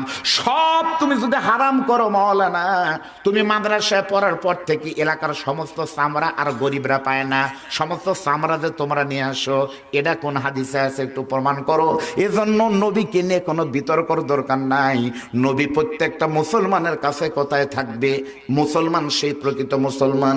কারো ইমানের ভিতরে যখন আল্লাহ থাকবে আর হৃদয়ের ভিতরে কলিজায় নবী থাকবে, তখনই নবীর অনুসরণ হবে। আল্লাহ নবী লেখা দিলেন চিঠি খান, আপনাদের কি মনে আছে? কালো সাবি তখন নবীর চিঠি পায় এমন একটা দৌড় দিছে, বলেন তো ভাই এমপি সাহেব পলক ভাই ডিও লেটার যদি থাকে আপনার কি আর রাস্তা চলতে টেনশন হবে? আমি কোন একটা কাজে এই নির্বাচনের 4-5 দিন আগে মন্ত্রীর কাছ থেকে ডিও লেটার সই করেনি ভোটার আগে, তবে সাদা কাগজে একটা সত্যায়িত করে বগুড়া ডিসি অফিসে গেছি দেখা করার জন্য, আর একটা কার্ড নিয়ে গেছি মন্ত্রীর।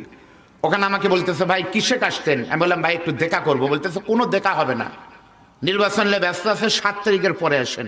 আমি বললাম ভাই আমি তো কোনো মাদ্রাসার কালেকশন করার জন্য আসিনি, আমাকে মন্ত্রী মহোদয় পাঠাচ্ছে, দেখেন এখন মন্ত্রীর কথা মতো দেখা করবে, দিবেন কি দিবেন না।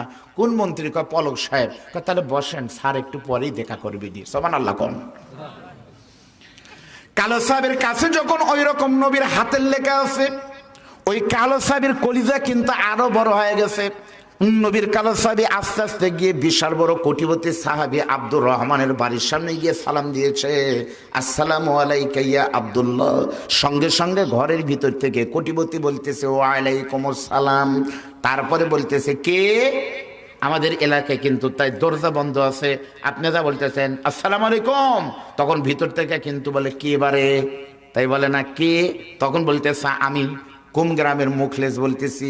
ওই রকম যখন ভিতর থেকে বলতেছে কে তুমি কে, মান আনতা তুমি কে, মা ইসমকা তোমার নাম কি, কি চাও তুমি এই সময় আমার বাড়িতে? কালো সাহাবী তখন বলতেছে শুনে নেন, ইসমি সালামি, আমার নাম হলো সালামি, আমাকে পাঠিয়েছে মিম মুহাম্মদুর রাসূলুল্লাহ, আমি এসেছি বিশ্ব নবীর গোলাম হয়ে।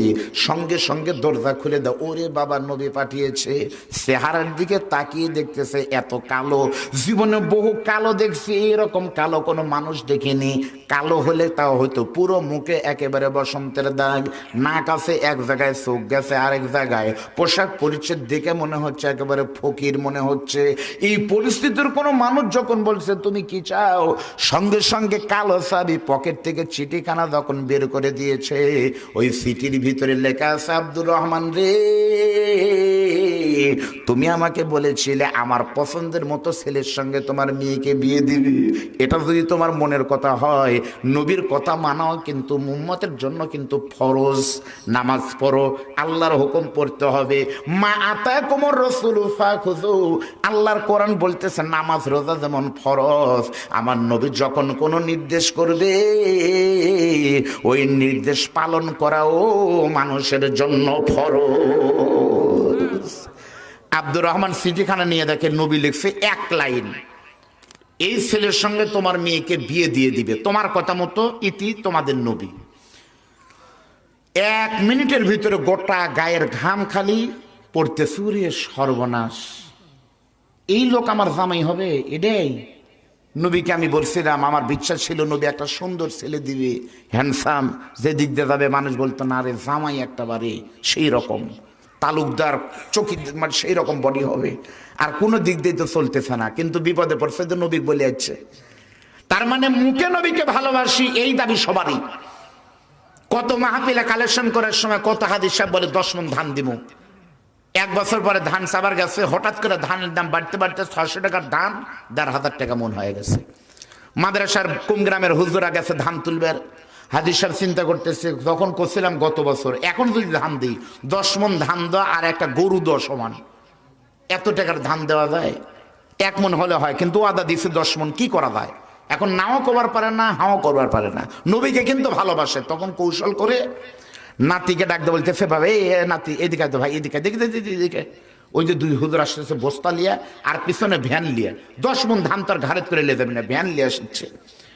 তো ওই হুজুর আইসা যদি বলে তোমার দাদা আছে, তাহলে বলবে যে না দাদা বাড়িতে নাই, এই কথা কবা। ওই 2 হুজুর আসে বলতেছে তোমার নাম কি বাবু? বলতেছে সোহেল। তোমার দাদা কোন জায়গায়? আপনারা কি ধান লিবে রেছেন? কাহা ও, তাহলে আমার দাদা কয় দিল ভাই তুই যায় ক দাদা বাড়িতে নাই। এমন প্লেয়ার আছে না নাই জোরে বলেন? মুখে নবীর ভালোবাসার দাবি সবগুলি করে। যখন আব্দুর রহমান দেখছে এত কালো মানুষ, চিন্তা করতেছে আমার ছেলে নাই, অন্তত আমার জামাই যেন হয় আমার ছেলের মতো। এটা কিন্তু মানুষের আশা থাকে, ছেলের মহব্বত যেন জামাইয়ের ভিতরে থাকে। যেমন আপনাদের দয় আমি মাওলানা বজলুর রশিদ হুজুরের মেয়েকে বিয়ে করেছি, তার কিন্তু কোনো ছেলে নাই। সুবহানাল্লাহ বলেন। আমি যখন বলি হুজুরের কোনো ছেলে নাই, মেলা মানুষ তখন কয় আপনারই ভাগ্য ভাই, শ্বশুর যা করছে কামাই, টাকার মালিক হবে 3 জামাই। তাহলে আগে এই ধান্দাই করে। কেউ কয় না যাক হুজুরের ছেলে নাই, অন্তত জামাই একটা আলেম হয়েছে, জানাজা আপনি করতে পারবেন, এটা বলা দরকার ছিল। জোরে বলেন কথা ঠিক না বেঠিক? ওই রকম আমার মনে আছে আমার বিয়ের আগে নাকি আমার বউকে বিয়ে করার জন্য আমার মিসেসের সঙ্গে ডাক্তারের প্রস্তাব এসেছিল MBBS। কারণ টাকার হিসাব যদি করা হয়, কাহালু ইউনিয়ন থানার ভিতরে যদি 5 জন ধনী থাকে, উনি একজন ধনী, সম্মানও বেশি, ইজ্জতও বেশি। ডাক্তার, ইঞ্জিনিয়ার, ম্যাজিস্ট্রেটের সাথে বিয়ে এসেছে। সকলে বলেছে বিয়ে দেওয়া হোক, আমার শ্বশুর বলেছে দিব না। আল্লাহ আমাকে 3টা ছেলে দিয়েছে, মেয়ে দিয়েছে, ছেলে দেয়নি। আমি মারা গেলে ডাক্তার ইঞ্জিনিয়ার জানাজা পড়াতে পারবে না। আমার জামাই যখন জানাজা পড়ে দোয়া করবে, আমার বিশ্বাস হলো আমার ছেলের অভাব জামাইয়ের মাধ্যমে আল্লাহ আমার কবর জান্নাতের টুকরা করবে। ওই আব্দুর রহমান চিন্তা করতেছে যদি ছেলেটা জোয়ান জাগরা হতো, চেহারা যদি সেই রকম হতো, অর্থ সম্পদ ভালো হতো, তাহলে না হয় বিয়ে দিয়ে দিতাম। কিন্তু আমি যে নবী বলছি যাই হবি তাতেই রাজি আছি, এই জন্যই নবী কালোকে পাঠিয়েছে। সংক্ষিপ্ত বক্তব্য। তখন আব্দুর রহমান মনে মনে চিন্তা করতেছে কেমনে কৌশলে সরে দেওয়া যায়। এমন সময় পিছন থেকে তার বিবি এসে বলতেছে স্বামী গো ঘটনা কি? বউ যখন ব্যাপারটা শুনেছে, বউ তখন বলতেছে এই জন্য আপনাকে নিষেধ করেছিলাম, আমরা বিয়ে দিব, নবীর কাছে যায়েন না। আপনি যাই তো এই বিপদে পড়েছেন, আপনি বাপ, আমি কিন্তু মামা শুনে নেন, এই বিয়েতে কিন্তু আমি কিন্তু কোনো সময় রাজি না। বইয়ের চাপে বাস্তবতার আলোকে কালো সাহাবীকে আব্দুর রহমান বলতেছে, আব্দুর রহমান বলে এই সালামি, নবীকে বলেছিলাম নবীর পছন্দ মতো ছেলের সঙ্গে বিয়ে দিব, কিন্তু নবীর যাকে তাকে পাঠিয়েছে, একটা কোনো গুণ তোমার ভিতরে নাই। তুমি নবীকে গিয়ে বলো ভালো ছেলে পাইলে যেন পাঠায়, আমি নবীর কথা মানবো। আপাতত নবীর নির্দেশ আমি মানতে পারতেছি না। এ কথা যদি কোনো মুসলমান বলে, সঙ্গে সঙ্গে তার ইমান থাকা না থাকা নিয়ে কিন্তু টানাটানি লাগে। অনেক মানুষ কিন্তু বলে দাড়ি রাখে না কেন, কয় দাড়ি রাখলে চুল কয় সেই জন্যই কাটি। আল্লাহর কসম তুমি কাফের হয়ে যাবে। যখনই বলেছে ভেবে চিন্তে দেখি কি করা যায়, এমন সময় কালো সাহাবী যখন মন খারাপ করে চলে যাবে, সঙ্গে সঙ্গে পিছন থেকে কচি কণ্ঠের একটা সুন্দরী মেয়ে বরকা পরে এসে বলতেছে, বাবা গো আমি একটু কিছু কথা বলতে চাই বাবা। তার আগে নবীর কালো সাহাবীকে একটু দেরি করতে বলো। নবীর সাহাবীকে যখন দেরি করতে বলেছেন, মেয়েটা বরকা পরে এসে বলতেছে, বাবা গো নবীকে পাঠানোর ছেলের সঙ্গে তুমি বিয়ে দিবে না? ও বাবা এই বিয়েতে যদি আমি রাজি না হই তুমিও খুশি হবে, আমার মাও কিন্তু খুশি হবে, কিন্তু বেজার হবে আমার আল্লাহ আর আমার নবী। এই দুনিয়ার যৌবন কয়দিন থাকবে বাবা? অল্প দিনের ভিতরে আমার চামড়া কিন্তু ঢিল হয়ে যাবে। যৌবন যেদিন হারিয়ে যাবে, আমি কবরে গেলে তুমি বাপ কিন্তু আমার সাথে থাকবে না, আমার সাথে থাকবে আমার দয়ার নবী। হাসরের ময়দানে নবীরা যখন নাফসি নাফসি করবে, আমি কেউ খবর নিবে না, খবর নিবে আমার নবী। বাবা তুমি শুনে নাও, এই বিয়েতে তোমরা রাজি থাকো আর না থাকো, আমি সুন্দরী রুকাই না তোমার একমাত্র মেয়ে বলতেছি, জীবনে যদি কাউকে বিয়ে করতে হয় নবীর পছন্দ মতো আব্দুর রহমান তোমার ছেলে মেয়ে হিসেবে বলতেছি, নবীর পাঠানো কালো সাহাবী হযরতে সালামি ব্যতীত আর কাউকে বিয়ে করব না। লিল্লাহি তাকবীর। ও বাবা ওই মেয়েকেই ছেলেকেই আমি বিয়ে করব। আপনারা আবার যুবকের একটা মাসলা বের করেন না, যাই তাহলে মা বাপের অবাধ্য হয় বিয়ে করা যায়, এরা তো নবীর সুন্নাত। ওই তো করলে যে একই বিয়ে করবো, সব জায়গা বেড়ে ফুটো চলবে না, নবী আর আল্লাহর ব্যাপারে কবল চলবে। বাপ মা বোঝায় মেয়ে বলতেছে না, নবী আর আল্লাহর উপরে বাপ মা না, ঠিক না ভাই? ঠিক ধরে বলেন। সঙ্গে সঙ্গে আব্দুর রহমান তখন বলতেছে, বাবা কালো সাহাবী তুমি একটু বসো, মনে কিছু নিও না বাবা, আল্লাহ নবীর কাছে গিয়ে তুমি বলিও এই বিয়েতে আমার মেয়ে রাজি, আমরাও রাজি হয়ে গেলাম। নবীকে গিয়ে তুমি বললো আজকে রাতে তোমার সঙ্গে আমার মেয়েকে বিয়ে দিব। কালো সাহাবী চোখের পানি ফেলে আনন্দের অশ্রু ফালায় এমন একটা দৌড় দিছে, এসে দেখে আমার নবী নববীতে বসে আছে। আবাদ মস্তক সমস্ত কথা যখন খুলে বলেছে, আল্লাহ নবী তখন বলে, সালামি তুমি আমার নিজের ছেলে না, তুমি কিন্তু আমার নাতিও না, কিন্তু তোমার সঙ্গে যদি এই মেয়েটার বিয়ে হয়, তোমার শ্বশুর হলো মদিনার সবচাইতে বড় ধনী, তার একমাত্র যুবতী কুমারী তরুণী উর্বশী মেয়ে, এই মেয়ের সঙ্গে যদি তোমার বিয়ে হয় আমি নবী সব চাইতে বড় খুশি হব, কারণ ইমানের কারণে তুমি বাপ মাকে ত্যাগ করেছো, আমি নবী হলাম এই মুহূর্তে তোমার অভিভাবক। আল্লাহ নবী তখন বলতেছে, দেরি করতে নাই, শুভ কাজে দেরি করতে নাই, আজকেই বিয়ে হবে। আমি এতক্ষণ ছিলাম তোমার ঘটক, আর আমি নবী বললাম তোমার বিয়েতে খুতবা পড়িয়ে তোমাকে আমি রহমতের বিয়ে দিতে চাই। জোরে বলেন সুবহানাল্লাহ। আল্লাহ নবী তখন বলতেছে, মহারানা কি আছে তাড়াতাড়ি বাই করো, জমা দাও। নবীর সাহাবী বলে, হুজুর আমি যে গায়ে দিয়েছি জুব্বা, এটা আপনি দিছেন, আপনারই জুব্বা ঢল ঢল করতেছে, ওটাই গায়ে দিয়েছি, আর আমার জুব্বার পকেট ফাঁকা, আপনি জানেনই, আমার কাছে কিছুই নাই, বিয়ে করার মহারানা মানে? নবী বলতেছে মহারানা ছাড়া বিয়ে হয়? কালো সাহাবী তখন বলতেছে, আমি এগুলো জানি না, আপনি অভিভাবক, অভিভাবক মানে টেকাও দেওয়া লাগবে। সুবহানাল্লাহ বলেন। আল্লাহ নবী মুস্কি হেসে বলতেছে, তাও রাজি আছি। সুবহানাল্লাহ বলেন। আল্লাহ নবী তখন বলতেছে মহারানা দিতে হবে। নবী তো তখন বলেননি, ঠিক আছে মহারানা তুমি 20,000 রিয়াল দিবে, আজকে বাকি দাও, পরে পরিশোধ করো। তাকে বলছে? আল্লাহ নবী বলছে মহারানা আগে, বিয়ে পরে। আর আমার বাংলাদেশের লোকজন কি করে, আমাদেরকে দাওয়াত দিয়ে নিয়ে যা বলতেছে, কুমগ্রাম নিবাসী অমক তালুকদারের মেয়ে, অমক মেয়ে বানিহাল গ্রামের অমক জমিদারের ছেলের সঙ্গে বিয়ে, মোট মহারানা 5 লক্ষ, তার ভিতরে নাকফুল বাবদ 150 টাকা নগদ বাদ বাকি রেখে ইসলামের শরীয়ত অনুযায়ী তোমাকে বিবাহ করতে আসিয়েছে, তুমি কবুল কর। এই বিয়ে যদি কোনো হুজুর পড়ায়, ওই হুজুরের পিছনে নামাজ হবে না যতদিন মহারানা পরিশোধ না হয়। ইসলামের শরীয়ত হলো মহারানা নগদ, আর আমরা পড়ি বাকি। জোরে বলেন কথা ঠিক না ঠিক? যতদিন এই মহারানা পরিশোধ না হবে ততদিন মেলামেশা করলে এরা জেনার গুনাহ হবে। আর ওই পেট থেকে যদি কোনো সন্তান আসে, ওই সন্তান হালাল জাদা হবে না, শুধু জাদা ঠিক থাকবে, হালাল কেটা হারাম যোগ হবে। জোরে বলেন কথা ঠিক না ঠিক? এতই সাদা। হ্যাঁ, হুজুরি করে।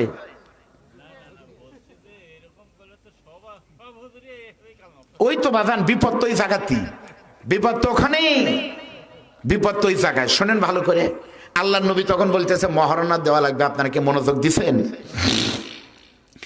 আল্লাহ নবী, বিশ্ব নবী তখন আর একটা চিঠি লিখে দিলেন। নবী চিঠি লিখে দিয়েছে নবীর বড় জামাইয়ের কাছে। আপনার একটু জবান খুলে বলেন তো ভাই, আল্লাহ নবীর 2টা জামাইয়ের ভিতরে সবচাইতে বড় জামাইয়ের নাম হলো ওসমান গনি। কোরআনে কিন্তু ওসমানের নাম আছে আল্লাহু গনিউন ওয়া আনতুমুল ফুকারা ইল্লা ওসমান গানিউন। আল্লাহ ধনী, বাদ বাকি সবাই হলো গরিব, আর একমাত্র মানুষের ভিতরে ধনী হলো ওসমান গনি। আপনারা বলেন তো, হযরত ওসমান গনি নবীর জামাই কি ছিল না? ছিল না? আল্লাহ নবী ওসমানের কাছে চিঠি লিখলেন, ওসমান, এই নব মুসলিম সাহাবীর বিয়ের জন্য তুমি 200 স্বর্ণ মুদ্রা দিয়ে দিবে। সুবহানাল্লাহ বলেন। সঙ্গে সঙ্গে নবীর চিঠি নিয়ে কালো সাহাবী মনে মনে চিন্তা করতেছে, মানুষ কি 200 স্বর্ণ মুদ্রা কোনোদিন কি দান করে? 200 স্বর্ণ মুদ্রা মানে বর্তমানের মনে করেন 10 লাখ টাকা। আমি যদি এখন চিঠি লিখে দেই, মাদ্রাসার সভাপতি বাবাজি, আপনার হাজী সাহেব আপনি আসেননি, আমি চিঠি লেখা দিলাম, আপনার 3 বিঘা জমি মাদ্রাসা দিয়ে দিয়েন, হাজী সাহেব দিবে? কিন্তু যখনই লেখা দিচ্ছে ওসমান রে তুমি 200 স্বর্ণের মুদ্রা দিয়ে দিবে, সঙ্গে সঙ্গে হযরত ওসমান গনির কাছে এমন একটা দৌড় দিয়েছে। এক দৌড়ে হযরত ওসমান গনির কাছে যখন চলে গিয়েছে, ওই চিঠিখানা গনি পাওয়ার পরে চোখের পানি ফেলে কাঁদতেছে আর বলে, নবীজি, আমি আপনার 2টা মেয়েকে বিয়ে করলাম, মারা যাওয়ার পরে আরেকটাকে পেটে পাথর বেঁধে আপনি থাকেন, ফাটা কাটা জুব্বা গায়ে দেন, কোনো দিন আমার কাছে নিজের জন্য চান না, আপনি শুধুমাত্র হাত পাতেন আমার কাছে ইসলামের জন্য। আজকেও চাইছেন একটা নব মুসলিমের জন্য, আপনাকে দেওয়ার চান্সই পাই না, আজকে একটা চান্স এসেছে। ওসমান গনি ম্যানেজারকে ডাক দিয়ে বলতেছে, ম্যানেজার, এক দৌড়ে ঘরের ভিতরে গিয়া সিন্দুক থেকে সুন্দর একটা প্যাকেটের ভিতরে যতদূর ধরে তুমি সুন্দর সুন্দর স্বর্ণ মুদ্রা, আরবিতে বলা হয় দিনার, এই দিনার ভরপুর করে দিবা, ফাঁকা রাখবা না, যত ধরে এই ভরানো প্যাকেটটা সুন্দর করে প্যাকেট করে যখন হাতে দিয়েছে, ওই প্যাকেটখানা নিয়ে যখন নবীর কাছে এসেছে, আল্লাহ নবী তখন বলতেছে, সালামি একটু গণত দেখি তো কয়টা দিয়েছে আমার জামাই। গুনতে গুনতে ওয়াহিদুন বলে শুরু করলো, ইসনানে মানে 2, সালাসাতুন 3, আরবাতুন 4, খামসাতুন 5, ইশরুনা 20, খামসুনা 50, সিত্তুনা 90, করতে করতে যখন 100 পার হয়ে গেল, আবার গুনতে গুনতে যখন 150 হয়ে গেছে, এক পর্যায়ে যখন 200 পরিপূর্ণ হয়ে গেছে, নবী বলতেছে তাহলে তো হয়ে গিয়েছে। কালো সাহাবী তখন বলতেছে, নবীজি, আপনি 200 চাইছেন কিন্তু ওসমান 200 দেয়নি, এখনো বহু স্বর্ণ মুদ্রা আছে। নবী বলতেছে, গোনার আর দরকার নাই, এই স্বর্ণ মুদ্রাগুলো ঢুকিয়ে প্যাকেটটা সুন্দর করে টেপ মেরে রেখে দিও, এই পুরোপুরি সম্পদের হকদার তোমার বিবি, ওসমানের টাকা দিবা তোমার বিবিকে, এটাই ইসলাম সমর্থন করে। বলেন সুবহানাল্লাহ। এটা দিবে তোমার বউকে, মহারানা দিয়ে বাসর ঘরে যাবে। এবার হযরতে সালামি বলতেছে, হুজুর তাহলে বইয়ের জন্য কেনাকাটা করবো সেটা? আর নবী বলতেছে, সেটা নাই। আবার একই কথা কারণ আমি কিছুই নাই হুজুর, সত্যি কিছু নাই। আল্লাহ নবী বলতেছে, ব্যবস্থা করবে কে? নবী তখন আর একটা চিঠি লিখলেন, ওই চিঠিখানা লেখা দিয়েছে নবীর জামাই, ছোট জামাইয়ের কাছে। আপনাদের একটু জবান খুলে বলা লাগবে, আল্লাহ নবীর ছোট জামাইয়ের নাম কি? জোরে বলেন, নাম কি? আপনারা সবাই চিনেন? এমন ভাবে বললেন আলী, আমার বাপজান এমন ভাবে বললো আলী, মনে ভিংরি বাড়ি, সবগুলি চিনি আমরা। বামেলি বসে থাকে জলিল হাজির ধানের দোকানে, আলী এমন একটা সাহাবী, আরে সবাই চিনে হযরত আলীকে। সুবহানাল্লাহ বলেন। কিন্তু টাকা কিন্তু অত ছিল না। হযরত ওসমানের অর্ধেক টাকা না, 10 ভাগের 1 ভাগও ছিল না হযরত আলীর। কিন্তু হযরত আলীকে আল্লাহ তাআলা কি দিয়েছিলেন বলেন তো? কি দিয়েছিল ওসমানের চাইতে বেশি? এই যে মাওলানা সাহেব হাদিস সাহেবরা বলছে ইলম। কেমন ইলম ছিল? 1 মিনিট বলি ভাই। লোকজন একটু কম, কেন যে কম? আরো পরে আসবে নাকি? আসবে না, কারণ এখনো 2 বক্তা আছে। আমার পরে প্রধান আলোচক, তারপরে আবার আছে তাবারক। প্রধান আলোচক আবার প্রধান তাবারক। ভাই তোমরা আসছো যখন বসো ময়না, আপনার এদিক তাকান। হযরত আলীর জ্ঞান কেমন বেশি আপনাদের একটু 1 মিনিট একটা কৌতুক শোনেন, ইসলামী কথা শোনেন। আল্লাহর নবী একদিন এক দাওয়াতে গেছে, ইফতারের মাহফিল। ইফতার মাহফিল ছিলেন না রোজদার খাওয়া। আমরা তো যাই, আমি হুজুর আমার মনে আছে আমার মসজিদে এমন কোনো দিন নাই রমজান মাসে শুক্রবারে 6টা করে দাওয়াত থাকে না, এমন কোনো জুমা থাকে না। আমার ইমানের কথা বলতেছি, বাইরে কেউ যান না বুঝে আসতেই বলতেছি সত্যি। কোনো শুক্রবারে 5টা দাওয়াত, হুজুর আমার বাড়িতে একটু দাওয়াত, উনি বলে দাওয়াত, ই বলে দাওয়াত। তখন আমার মন বলতেছে কার বাড়ি যাই, আর আমার ইমান বলতেছে 5টার ভিতরে দেখো কার বিল্ডিং বড়। আমার মন সত্যি ইমান বলে কারটা বড়। 3 নাম্বারটা হলো কলোনির সবচেয়ে বড় ধনী। তাহলে 6 তলা বিল্ডিং এর মালিক যদি হয়, তাও কমপক্ষে 500 টাকা দিবি। তাহলে ওখানে যে খাওয়া হবি, টেকাও হবে।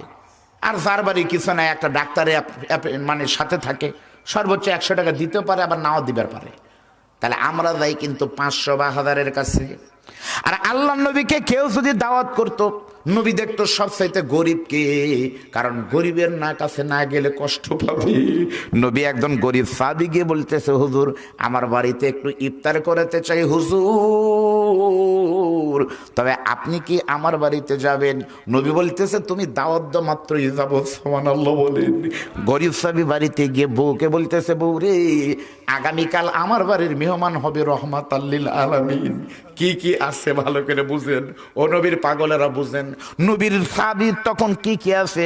বউ তখন বলল আমাদের এই আছে, বিছনা খেতা কম্বল সবকিছু বিছাই দিয়েছে। আল্লাহ নবীর সাহাবীর সাথে নিয়ে নবী আমার গেলেন। নবী বসে গেছে ইফতারের আগে। নবীর ডান পাশে বসেছে হযরতে আবু বকর শ্বশুর, আর বাম পাশে বসেছে হযরতে ওসমান গনি নবীর জামাই। শ্বশুর ডান পাশে, জামাই বাম পাশে বসে গেছে। এমন সময় ইফতারের আগে নবীর গরিব সাহাবী তেমন কিছু দিতে পারেনি, দিয়েছে জমজমের পানি, আর সামনে দিয়েছে খরমা খেজুর। খেজুর খাচ্ছে নবী, আমার খেজুর খাবে। আজও খেজুর কিন্তু অনেক দামি খেজুর, খেত স্বাদ, বিচি কিন্তু ছোট শক্ত শক্ত, খুবই মজা খেজুরে। ওই খেজুর বাগানের খেজুর দিয়েছে, নিজের গাছের খেজুর, টাটকা খেজুর। নবী তখন বলতেছে সাহাবারা রে তোমরা বিসমিল্লাহ বলে ইফতার শুরু করো। নবীর সাহাবারা তখন বিসমিল্লাহ বলে যখনই খেজুর মুখে দিয়েছে, বিশ্ব নবী তখন খেজুর খায়। আর নবী আমার খেজুরের বিচিগুলো বের করে নিজের প্লেটের সামনে না রেখে জামাই আলীর প্লেটের সামনে তখন রাখতেছে। সুবহানাল্লাহ বলেন। খেজুর খাচ্ছে শ্বশুর, বিচি দিচ্ছে জামাইকে। নবী কিন্তু ইচ্ছা করে দেননি, নবী কিন্তু একটু হাসির জন্যই দিচ্ছে। তাহলে বোঝা গেল ইসলামে বিনোদন আছে না নাই?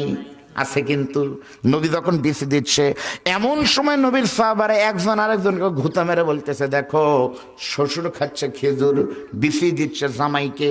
এই কথা যখন বলতেছে, যখন ইফতার শেষ হয়ে গেল, জামাত শুরু হবে মাগরিবের সালাতের।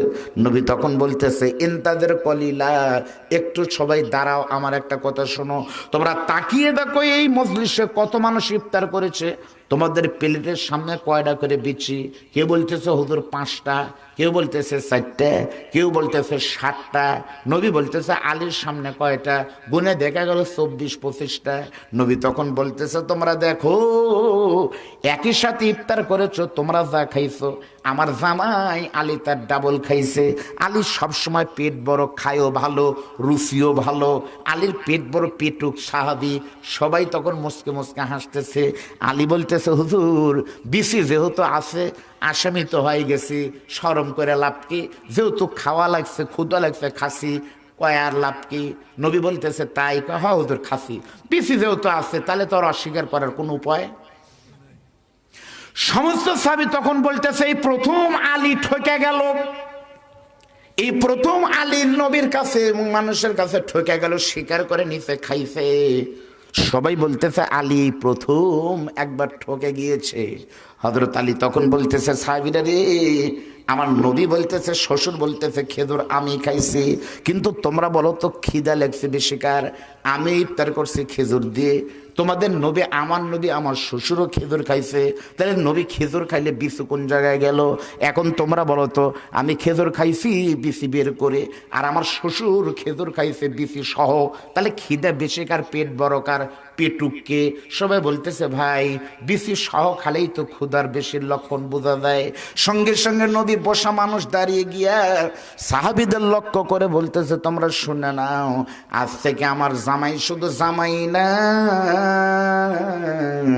আনা ইলমে মাদিনা ওয়া আলিউ বাবুহা, আমি শ্বশুর হলাম জ্ঞানের শহর, আর সে শহরের দরজার নাম হলো আলী।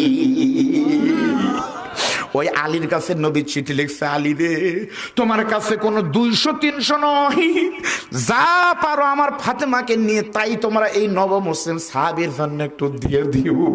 হাদিস শরীফের ভিতরে আছে হযরত আলী আর ফাতেমা মিলে এত বড় একটা পোটলা, তাকান ভাই আমার দিকে, টোপলা, ওই টোপলার ভিতরে খেজুর, কয়েকটা পয়সা, চাল ডাল, খেজুর ডাল দিয়েছে। ওই পোটলা নিয়ে যখন হযরত আলীর সামনে থেকে কালো সালামি যখন চলে এসেছে, আল্লাহ নবী তখন বলতেছে, এই সাহাবী দিক তাকাও। কালো সাহাবী তাকালো, নবী বলতেছে, ওসমানের টাকা দিবে তোমার বউকে, আর আলীর সম্পদ দে, ইজহাব ইলা সুক। হাদিস কিন্তু গল্প মনে করেন না, আলেম ওলামা আছেন। ইজহাব মানে হলো তুমি এখনই যাও আমরের থেকে, এখনই যাও। ইলা সুক মানে হলো মার্কেটে যাও।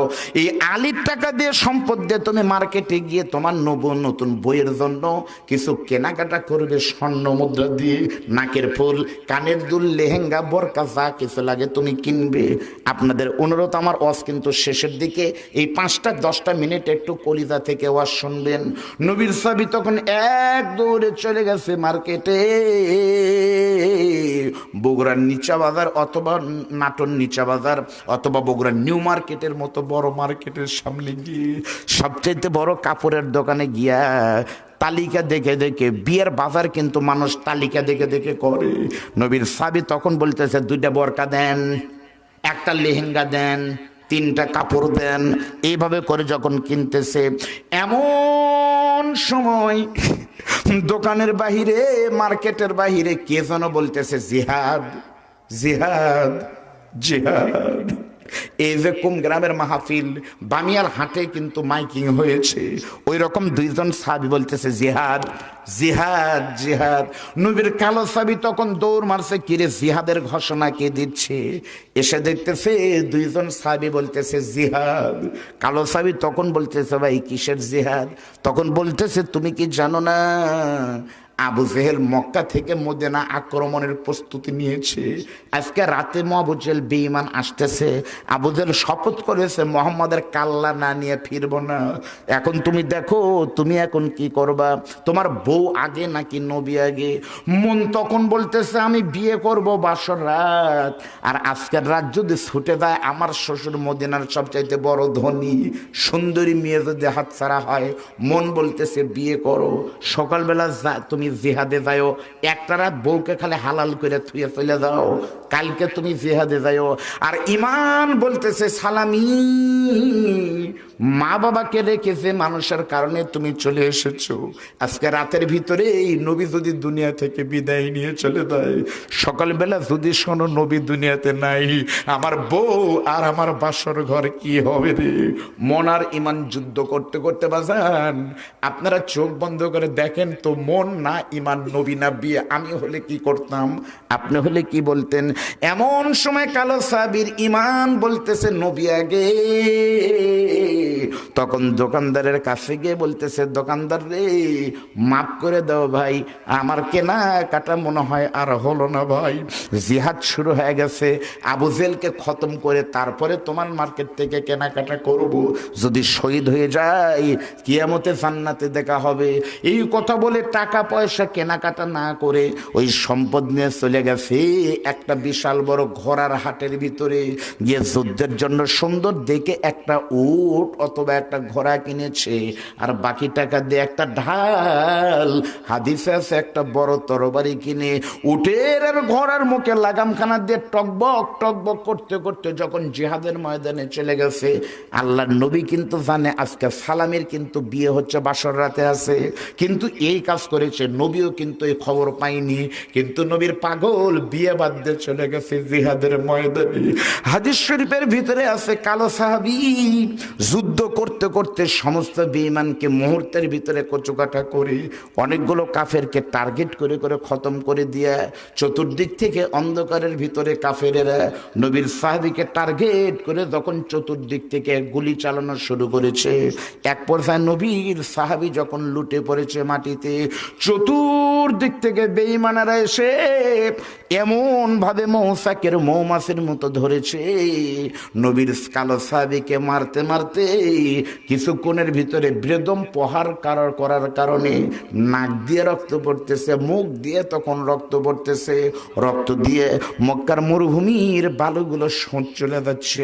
একজন কাফের বুকের উপরে পা দিয়ে বলতেছে, রে সালামি, তোমার বাপ এখনো আমাদের দলে আছে, আর 8 মাস হলো তুমি এই মোহাম্মদের কাছে চলে এসেছো, এখনো কিন্তু তুমি মরনি, এখনো কিন্তু তোমাকে আমার বাঁচাই দিব, কিন্তু শর্ত হলো তোমাকে এখনই ঘোষণা দেওয়া লাগবে আমি 8 মাস আগের মুসলমান আবার কাফের হয়ে গেলাম, তোমাকে এখন আবার বলা লাগবে আল্লাহ মিথ্যা কথা আর মোহাম্মদ হলো মিথ্যা নবী, ভণ্ড নবী, এই ঘোষণা দিলে তোমাকে ছাড়া হবে। নবীর সাহেব কথা বলতে পারে না, হুঁশ নাই, কিন্তু যখন বলেছে ঘোষণা দিতে হবে মোহাম্মদ হলো ভণ্ড নবী, সঙ্গে সঙ্গে মুখ দিয়ে রক্ত পড়তেছে। ওই রক্তওয়ালা মুখ নিয়ে তখন বলতেছে, বেঈমান রে তুই বলিস কি, আমি সালামীকে মারতে মারতে লাশ বানায় ফেলবি? ওই আল্লাহর কসম করে বলতেছি রে সালামী, বলতেছে কাফেররা রে, যতক্ষণ পর্যন্ত আমার নিঃশ্বাস যাতায়াত করবে ততক্ষণ পর্যন্ত নবীকে খারাপ তো দূরের কথা বুকের ভিতরে আমি ধরে রাখবো। আবু জেহেলের লোকজন বলতেছে তোর নবী কোন জায়গায়, নবীকে হাজির কর। তখন বলতেছে নবী আছে আমার কাছে, তোমাদের বিশ্বাস হলো নবী আছে অন্য জায়গায়, কিন্তু নবীর প্রেমিক আশেকেরা বিশ্বাস করে নবী আছে আমার আল্লাহ আছে আমার ইমানে, আর রাসূল আছে মুমিনের কলিজায়। এমন পিটন শুরু হলো ভাই, মারেনি ওরা, মারা বাদ দিল। এক পর্যায়ে হযরতে সালামীকে ধরে এদিকে তাকান আর মনে মনে দেখেন তো এক ফোঁটা চোখের পানি একটু বের হয় কিনা, মদিনার নবীর জন্য একটু কুরবানি করার চেষ্টা করেন। আজকে কিন্তু পবিত্র জুমার রাত, জান্নাতি রাত একটা চলে যাচ্ছে। নবীর সাহাবীর হাত পা কেটে কেটে, হাত পা জীবিত মানুষের শরীর থেকে যদি হাত কাটা যায় তাহলে কি হয়, পাও কাটলে কি হয়, এভাবে করে শাহাদাত বরণ করে শহীদ করে দিয়ে নবীর সাহাবী হযরতে সালামের হাত পাও অন্ধকারের ভিতরে জিহাদের ময়দানে এইভাবে দেখেন, এইভাবে করে হাত এক জায়গায়, পাও এক জায়গায়, নাক এক জায়গায়, মুখ এক জায়গায় ছড়ায় দিয়েছে। এই খবর আল্লাহর নবী কিন্তু আগেই পাইনি। সকালবেলা নবী বলতেছে গনিমতের মাল কুড়াও, আর দেখো তো আমার কোনো সাহাবী কি নিহত হয়ে শাহাদাত বরণ করেছে কি না। নবীর সাহাবীরা ঘুরতে ঘুরতে গিয়ে দেখে সামনে একটা হাত পড়ে আছে, যে হাতটা অন্য হাতের থেকে ব্যতিক্রম। সালামের হাত যে সবার চাইতে চেহারা ভিন্ন রকম, পরে দেখে ওই হাতটা নখগুলো বড় বড়। 5 জনের ভিতরে 3 জন বলতেছে কি রে, এটা তো সালামের হাত হবে, আমাদের সাথে তো মিলে না। আর 2 জন বলতেছে তুমি কিছুই জানো না, সালামি এখন বাসর ঘরে আছে, কোটিপতির বাড়িতে আছে। সামনে গিয়ে দেখে একটা পাও, পাও দেখে বলতেছে সেই আমি নিশ্চিত এই পাটা হলো নবীর সালামির। আর 2 জন বলতেছে তুমি কি ছাতা জানো, নবীর সালামি এখন বাসর রাতে আছে রুকাইনার সাথে। এমন বিতর্ক করতে করতে সামনে গিয়ে দেখে মরুভূমির ভিতরে কি যেন একটা জিনিস চকচক করতেছে। দূর থেকে বলতেছে এটা কি রে, কাছে গিয়ে দেখে আমার আল্লাহ তাআলা আব্দুল্লাহর এতিম ছেলেকে কলিজা থেকে বেশি ভালোবাসার কারণে আমার আল্লাহ তাআলা কালো সালামির মুখটাকে পূর্ণিমার চাঁদের থেকেও উজ্জ্বল করেছে।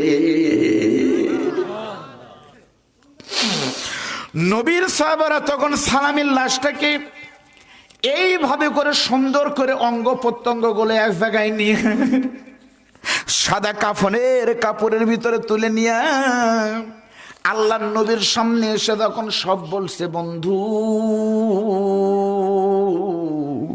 নবীর সামনে এইভাবে যখন খাটনিতে রাখা আছে, জানাজার পরে বাবা যেমন সন্তানকে বলে, ভাইজান রে ও কোন গ্রামের মানুষেরা, আর একটাবার একটু দেখি আমার ছেলেটাকে কেমন দেখা যায়। নবী বলতেছে, দেখি তো আমার সালামির চেহারা কেমন। নবী আমার আস্তে করে এসে যখনই মাথাটা খুলে দেওয়া হয়েছে, নবী আমার নিজের হাতের উপরে মাথার উপরে হাত দিয়ে বলে, পাগল রে তুই আমার অনুমতি না নিয়ে কেন বাসর ঘর বাদ দিয়ে আসলি? বাসর ঘর গেলেই তো তোর আজকেই পরিণত হতো না। নবী আমার নিজের হাতে সালামিকে কবরে রেখে দিয়ে রহমাত লিল আলামিন বিশ্ব নবী, আমাদের প্রিয় নবী আকাশের দিকে তাকিয়ে এতিম নবী এতিমের মতো ফুপিয়ে ফুপিয়ে কাঁদতেছে। হাদিস শরীফের ভিতরে আছে, কিছুক্ষণ পর নবী আবার মুসকে মুসকে হাসতেছে। তার কিছুক্ষণ পর আবার নবী আমার দুই হাত দিয়ে মুখটা চাইপে ধরেছে। সাহাবীরা চিন্তা করে, কিরা হাসে আবার কাঁদে আবার মুখটা চাইপে ধরলো, ঘটনা কি? একজন সাহাবী বলে, হুজুর কেন তিন রকম কাহিনী করতেছেন? নবী বলতেছে, কান্নার কারণ হলো সালামি বিদায় নিয়েছে, আর হাসার কারণ হলো তোমরা দেখোনি আমি নবী আকাশের দিকে তাকিয়ে দেখলাম আমার সালামির সাথে আজকে রুকায়নার বিয়ে হতো, কোটিপতি শ্বশুর হতো, কিন্তু আল্লাহর জন্য জীবন দিয়েছে আমার আল্লাহ, কিন্তু প্রতিদান ভোলেনি। আজকে সালামির বিয়ে রাতেই হবে, তবে দুনিয়াতে হবে না। জান্নাতুল ফেরদাউসে সালামির বিয়ের আয়োজন চলতেছে, আর মুখ ঢেকে নেওয়ার কারণ হলো সালামির বউকে হবে, সেই জন্য জান্নাতের হুরেরা মারামারি লেগেছে। একজন হুরের গা থেকে একটা ওড়না চলে গেছে, আমি নবীকে দেখে লজ্জা পেয়েছে, সেজন্য মুখটা ঢেকে নিয়েছি।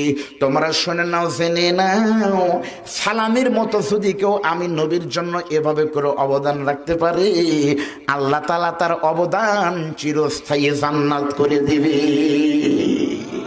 আল্লাহর কসম করে বলতেছি, এটাই সত্য।